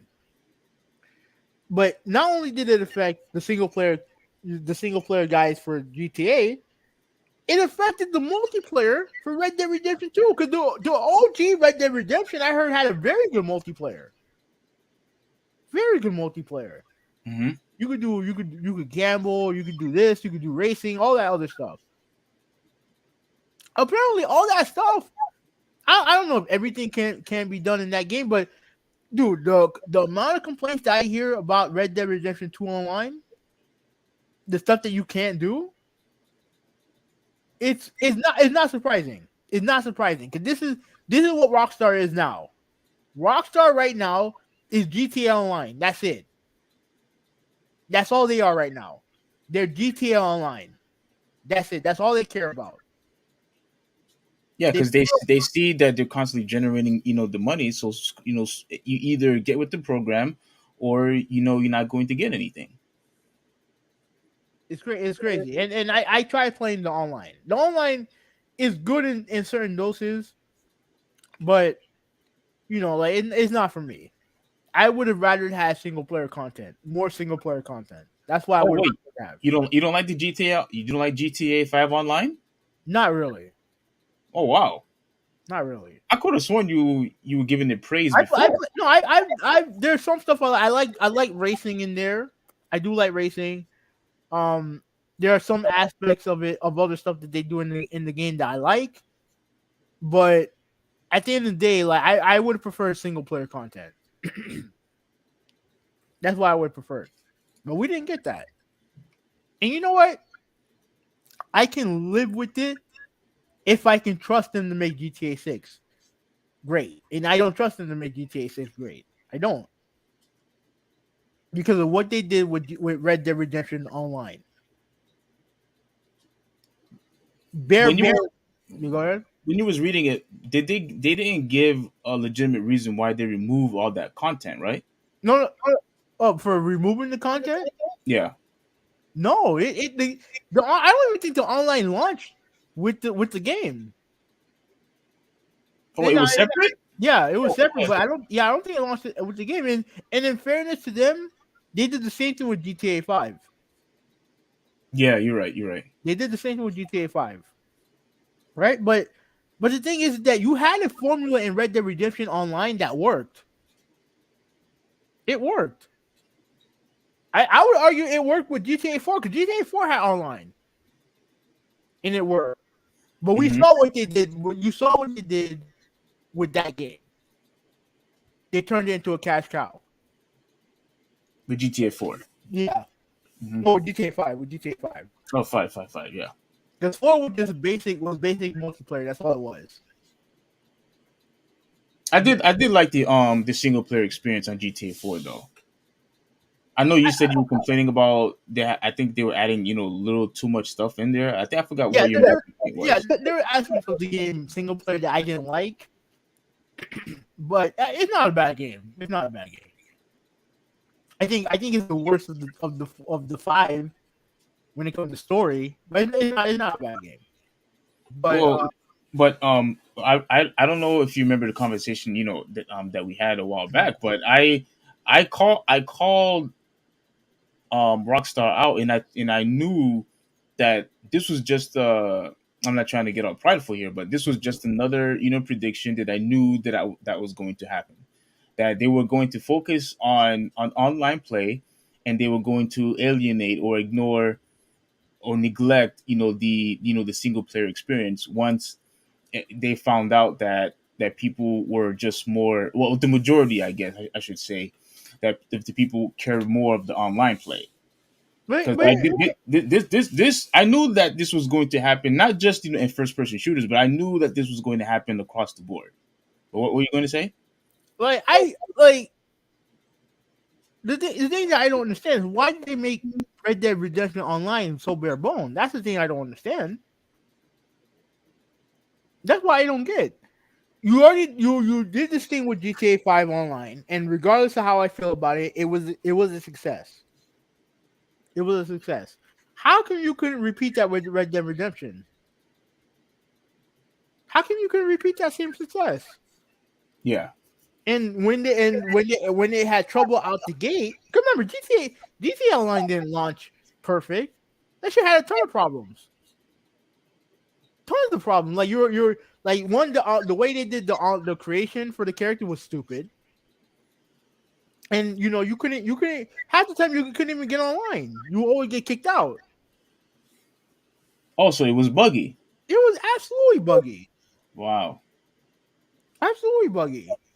But it was something that they had to work on. Something they had to work on, and that's what they did. They worked on it. But yet, when it came to Red Dead Redemption Online, came out buggy and all the other stuff, and they pretty much just gave up on it. They just gave up on it. And from my understanding, I thought Redemption had sold pretty well also, didn't it? Oh yeah, absolutely did. Yeah, and Oh, but yet, because I don't know, you already knew about? Did you already know about that? Like, did you already knew, like, a long time ago that they were not going to be porting Red Dead Redemption to the PS5 and yeah, the yeah, Xbox? I read that. Yeah, I read about that. Yeah, so But guess what they did port? They ported GTA 5. yeah. Three console generations of GTA 5. Oh, that's right, because it was released at the end of the cycle with the PS3 and 360. Mm-hmm. Yeah, yeah. Then they did the same thing with PS4, and they did the same thing with PS5. But yet, your Red Dead Redemption players don't get the same treatment. And dude, I never actually sat down and played Red Dead Redemption. Like, that was one of the games that I always wanted to try, to try out and play, Mm-hmm. and give because I do like Western games, yeah, to a small degree. Yeah. But for me, it's like how you said before. To me, they are focusing mainly on GTA and ignoring and neglecting everybody else. So when they decided not to put Red Dead Redemption 2 on the PS5 and on Xbox Series X, that was a clear indication that they just don't care about everybody. They don't care about the fan base anymore. They only Oh, care no. about making money. And as a business, yes, you're supposed to care about making money, but you also have to care about your customers. You have to care about your customers. And when you decide to neglect your customers and say, well, I'm making so much money and this game, so screw the rest of you guys, then we're just going to say, well, then screw you too, because I didn't invest my time on Rockstar just to play one game from Rockstar. Like, there's multiple games I wanted to play from you guys. I And they wanted used to have a huge catalog of games. Yeah, people were still talking about that. They wanted to play Bully, the next Bully game. They're not making that. Obviously, Red Dead Redemption. What else did they make? Midnight Club? Yeah, Midnight Club. Oh my gosh, and they're not delivering these games. No, all 2K cares about is not Okay. 2K, but Take Two. Yeah. because they own 2K and they own GTA. The only thing Take Two cares about is NBA 2K and GTA Online. That's all they care about.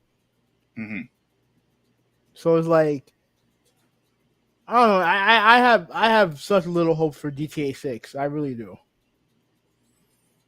Well, I'm not gonna go out weary or fret about GTA 6 because they know that Grand Theft Auto is the brand. Like that's like their main bread and butter. The same way with Nintendo with Mario and Zelda. Like that's their bread and butter. So I don't necessarily think they will destroy the franchise when 6 comes out. I think they're going to take it seriously because this is Grand Theft Auto. It's a big deal to everybody. It's a big deal to everybody because remember even casuals play Grand Theft Auto. Yeah, Ca- casual play. They play Grand Theft Auto, but right now they're all in on GTA Online. yeah. That's their thing. And like I said, I don't have a major issue with it. But the problem is that online mode is the reason why we never got single player content for GTA 5. And is also the reason why Red Dead Redemption Online was dead on arrival because they put all the resources into GTA Online, their cash cow. Hmm. And it's also why we're not getting a port that they're not getting a port of Red Dead Redemption 2 on the next generation because all their focus is on GTA 6. And honestly, I don't trust that company. I don't trust them to make a good GTA game. I mean, but when you look at all the games in recent past, or even games back then that they just no longer care about making anymore. Like you said, we mentioned Midnight Club. We mentioned Bully, and remember, I know you didn't really care about this game, but I love Manhunt. Like Yeah, yeah, Manhunt, me too. Yeah, I, me I too. I love freaking Manhunt, especially the first one. The first one, for the I think it was for the original PlayStation. Mm-hmm. Oh my gosh, I love that game. I love that game to death. And they just said, you know what? No, screw it. We're just gonna focus on Grand Theft Auto. Screw all these other franchises, and because we make so much money with this, we don't care about the rest of the fan base. That's what they're basically saying to us. Yeah, Because pretty much. there's absolutely no way that they are completely unaware that fans are asking for these other titles. I don't believe that. I No, don't. they know, but they don't care. They don't care. And I can definitely say that with no hesitation that Rockstar don't care They and don't. Take Two don't care. So Well, I mean, yeah. I mean, once again, this is where the gaming industry is heading. Everything is just more about online. This is just more about everything being digital, and over time, it's just going to constantly hurt the fan base. It's just going to constantly hurt the industry. Look how much damage we've already been receiving. When it comes to gaming, with all the microtransaction that we just discussed in the last topic, with all the games that we've been asking for, that these companies aren't making anymore, and just constantly focusing on online and negating the and neglecting the one single player experience. This is what we're going through, yeah. and it pisses me off. Now I'm not going to boycott like I did last generation. I'm not saying I'm on that stage of just not playing games in this generation. I'm not saying that, but I'm already feeling a level of dissatisfactory, with these companies. I'm feeling it, with Ubisoft, with EA, with obviously Rockstar, Take Two. Like I mean, enough is enough, man. Like I'm just really sick and tired of this. I'm really I'm just sick and tired of all the anti-consumers. I'm tired of that. We don't have E3. Like I'm tired of all this. Actually, I think that's coming back. Is it I confirmed? I think it is. Yeah, I think it is confirmed. All right, I'll look it up later because I don't want to. But yeah, so overall, so you can see where I'm going with this. Like it's just constant more anti-consumer stuff just constantly piling on to us, where people are just sick and tired of the industry. And I just can't take it anymore, man. But I'm still planning on buying the two consoles, but for the articles that we've been reading, during the podcast, I'm just not happy with the decision making that these companies are making. All right. Nintendo Gamers in the chat. How you doing, bro? What's going on, Nintendo Gamer? He says It, he asked if did you game you didn't so you didn't game on current generation console that gen. He's asking you that. me, right?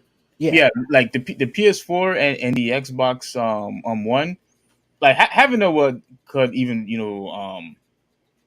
could what's the word? He could Tell you that he didn't. Yeah, he didn't. Yeah, he boycotted PS4 and Xbox One. yeah. I was just too upset with the whole microtransaction stuff. I didn't like that you had to put in the game and having these consoles when I would play at James' house, or at Hoovie's house, or at Yoshi's house. Like, I just felt it more of an inconvenience for me. Like, it just wasn't fun. Like, it wasn't fun. Like, and Hoovie will vouch for it. That's the word I was term I was looking for. Mm-hmm. I was constant complaining about last gen. I was just complaining. And I said, you know what? Screw it. I'm not going to buy these games. And I missed out on a lot of games. And Hoovie eventually let me hold his Xbox. He got it back now. Did you get rid of it? You got rid of Yeah, it, didn't you? I sold it. Yeah, yeah. He got rid of it, and I thank him for letting me hold the console, so I could at least have some experience last gen. But I was just too pissed off where the direction the gaming industry was going. Okay, so he said that. Oh yeah. Oh, he said that he wished he had the PS4 for VR. The PS5 is gonna have a better. Is gonna have a better VR in it because it's not gonna have so many wires. So I know PS5s are still hard to get and they're expensive, but yeah, it'll be a better experience for you. And he said, yeah, Shokio may have been right when he said that the eighth generation was going to be the worst. Oh, he said that? Yeah. I will say this: eighth generation was bad for Microsoft. Definitely bad for Microsoft. I can't say the same thing when it comes to Sony and Nintendo, because I consider the Switch an eighth generation console. Wait, I thought it was the Wii U. No. Actually, yeah, no, I don't know. I really don't know. I don't know. I don't know about Nintendo. Because the Wii U, when the Wii U was out, everyone was gaming on PS4, and Yeah, it came out probably I want to say like a year or two before the PS4 came out and the Xbox One. yeah, But the power level was on the same level as the PS3 and 360. yeah, I think it was only slightly more powerful. Yeah. But yeah, I remember. I mean, look, there's aspects of modern gaming today that sucks. Like there's no ifs, ands, or buts about it. Absolutely. Mm-hmm. But like I said, there are definitely some gems in there when it comes to games. And and stuff like that. So he said that Microsoft is turning it around with Game Pass, it seems. I mean, when it comes to profits, yeah, sure. But they're still, like I said, I think we still have to wait for them to really make those games that they bought from from Bethesda and ZeniMax and stuff like that, and obviously Activision. So we still have to wait for that. But when you look at their library for this year, it's not good. It's not good. And their biggest game right now, Halo, is not doing great. It's not doing great as far as public perception. So they still have some stuff that they have to fix. So I mean, but on that note, we can move on to the last topic. Brittany Griner. I think that's your topic. Yeah, that's the last and final topic. Let's just make it quick. We're already past 3 hours. Yeah. Uh, let me see where we are. Where are we at? So Brittany Griner. So for those of you, Brittany Griner, let me tell you something, man. That lady is is in a leap of trouble. But I'm reading this article, real quick. I'm not going to read all of it, Mm-hmm. but here's what it says. Can you see it? Yeah. Detained WNBA star Brittany Griner pleads guilty to drug charges in Russia. So, detained WNBA star Brittany Griner pleaded guilty on Thursday to bringing hashish or hashash, hashash, I think it's called Let me see. hashish. Oh no, had it. Hashes. Oil. Hashish? Mm-hmm. Are you sure? That's it. That's how it spells to me. Um, hashish or hashish? Okay. Oil into Russia, telling a judge that she had done so inadvertently while asking the court for mercy. The move is not expected to end her trial in um, um, Kamaki, Russia, anytime soon. Even with a guilty plea in Russia criminal court, the judge will continue to read the full case file into the correction. What the hell? Let your queries be known. Oh my gosh, these stupid ads, man. Mhm. Oh gosh. Where was I? Crap. Now I lost where I was. Uh, Okay, here it was. Okay. hmm. Even with a guilty plea in Russia criminal courts, the judge will continue to read the full case file into the record, and it could still go on for weeks or months. Griner was detained at Moscow. I have no idea what this word is. Maybe Just you say airport. Just say airport. Airport on February 17th told the court that she packed vape cartridges accidentally and did not intend to break Russian law. Okay, now you and I had a small debate on Twitter. Mm-hmm. I'm going to read the rest of this, real quick. Mm-hmm. But we had the small debate, on Twitter. To me, I don't think she knew. I don't, bro. How can you have multiple cartridges inside your bag by mistake? Like, did it fall on top of the shelf and then just entered, No, the I can tell you this right straight up. I think she's lying when she said that. I think she's lying. Oh, okay. So you think she's But I, lying? but I, but I do have a main point to it. I don't know if you want to hear it or you want to continue reading. All right. All right. But hold that thought. Don't forget. Mm-hmm. I think she's lying too. I think she's lying. And as I have said before, and I can't remember if you was on my side on this. I don't know if you concurred or if you was on the other side.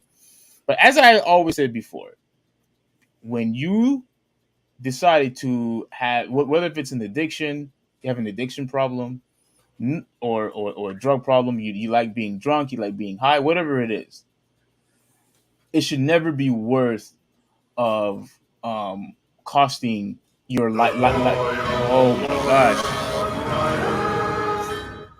what the heck, man? Like, oh my goodness. Oh yeah. My bad, everybody. Like I'm Xing this out, and it's still freaking playing the ad. Mm. Goodness. Like, okay, I never had an Pause the ad. okay. There you Okay. Um, I've said, addiction to drugs, will cost you, right? Cost you money. It could cost you your job, cost you your well-being, cost you your freedom. You know what I'm saying? Stupidity could cost you a lot when it comes to your own life. It could cost you a lot.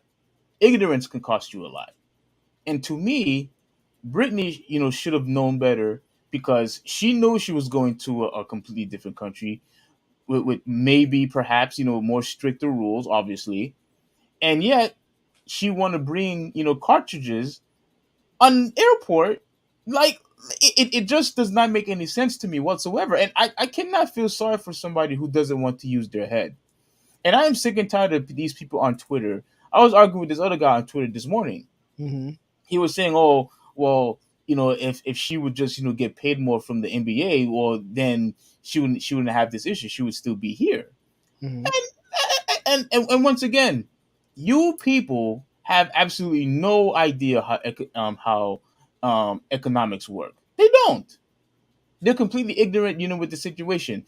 If the product was good, then there would be no issue. But the product's not good. That's not true. That's not true. That is true. If it made more money, No, in order to make more money, the product has to be good first. that's not true. That's not entirely true. It is true. No, it's not true. It is true. No, In it's order, not. in order, in order for A product is based on popularity, it's not based on whether it's good or not. that's a byproduct. No, it's not. Yeah, it is. Steve, I don't think that's true. I don't think that's the case. I think so. Because you have a bunch of games that aren't good, but they sell well. You know what I'm saying? You have a bunch of stuff that do well, but they don't make money. Just because quality, most people don't give a shit about quality. They just care about popularity. That's it. I mean, I don't know, because I think the WNBA, in my opinion, if the product was good and had a more entertainment value, more people would watch, and if more people watch, then the money would come in. I mean, that may be the case, but it's not guaranteed. But continue. I don't want to harp over it. All right.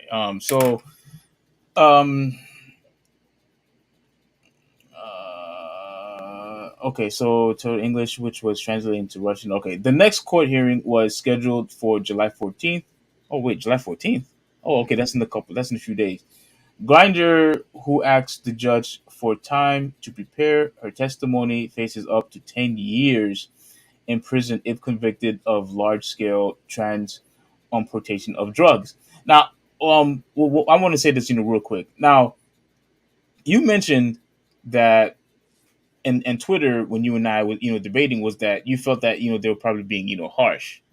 No, they're not being harsh. They're using her.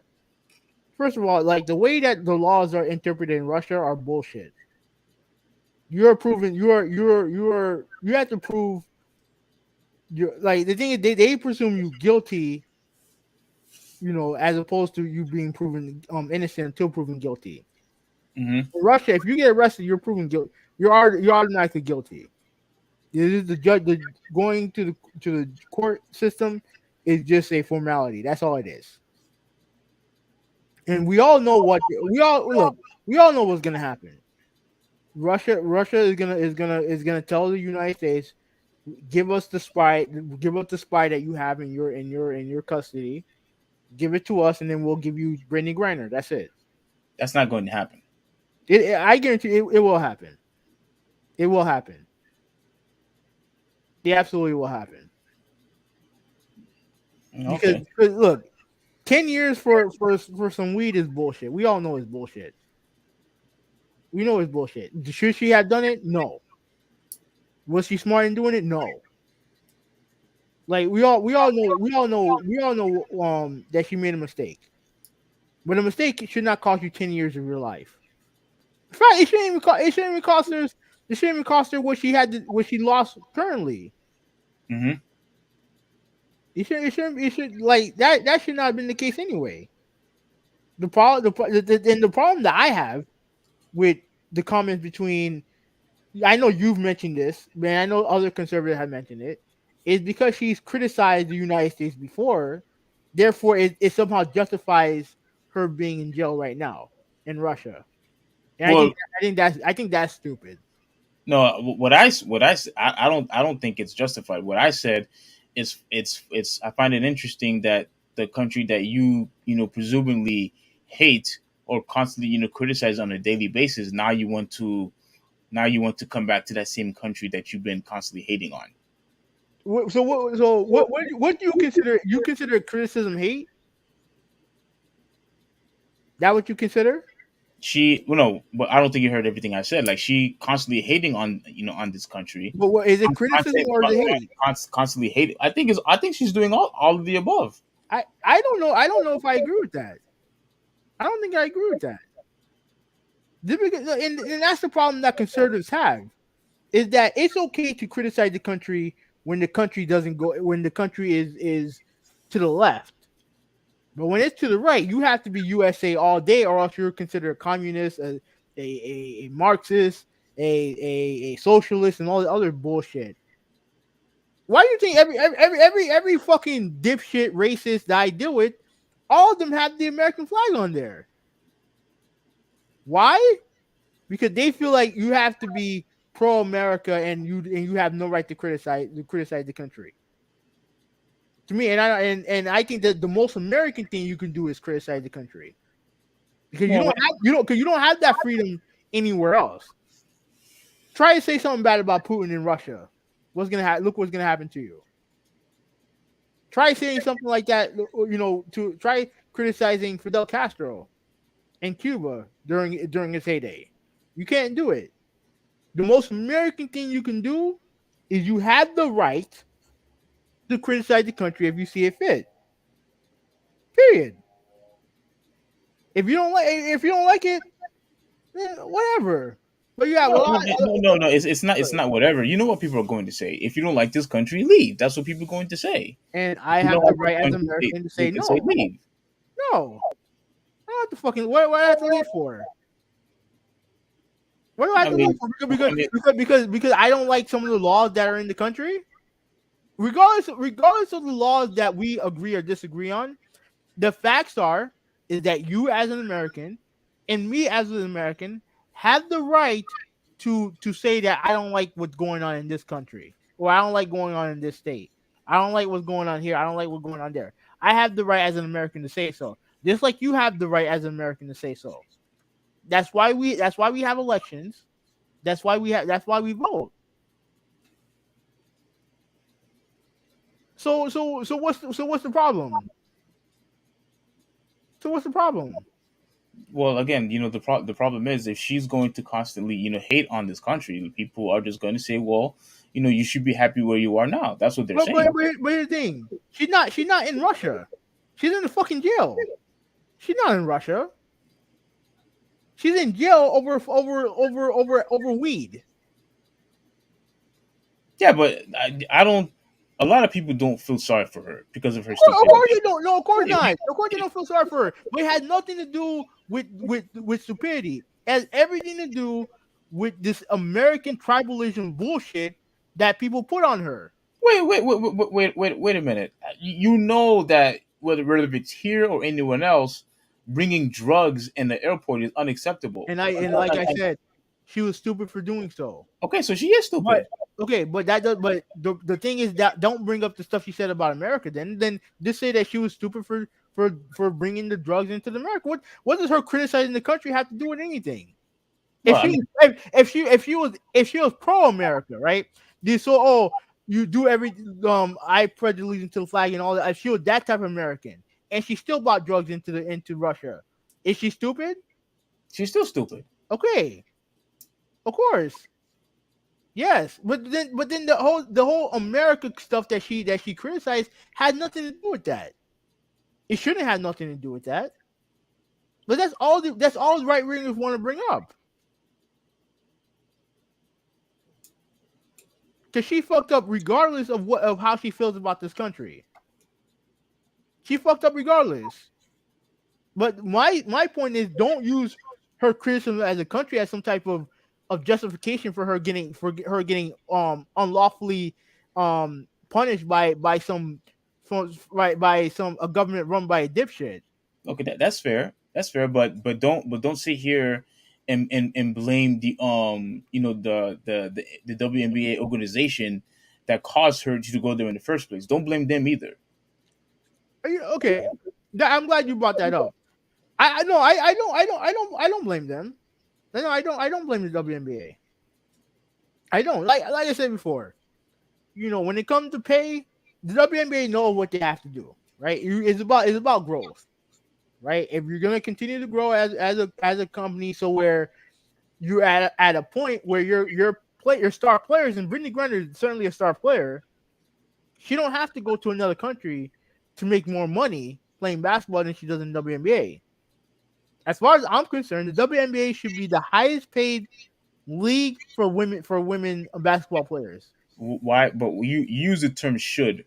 Why should it be the highest? Why? Because it's the one that is the most recognized. I think tennis is the most recognized. No. I'm talking about basketball. I'm talking strictly basketball. Like when it comes to the women's league basketball leagues, the WNBA should be the place where they make the most money.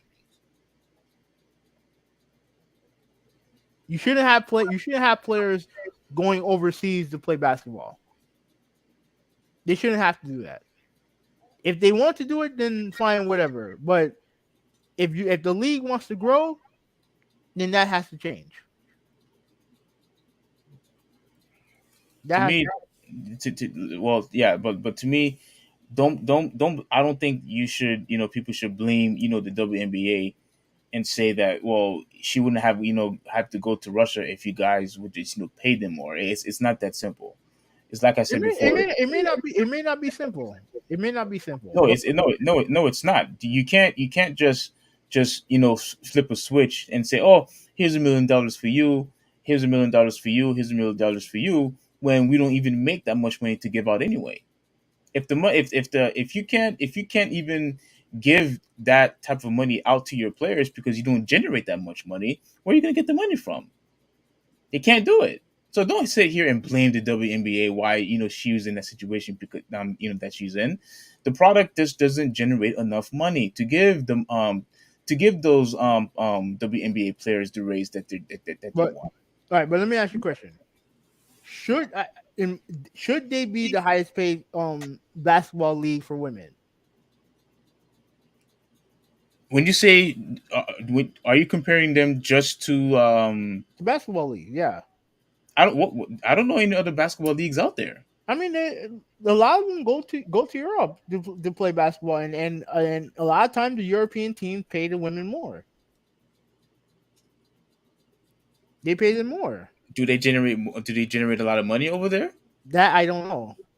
Well, that's the key. That I If don't. they That ge- I don't know.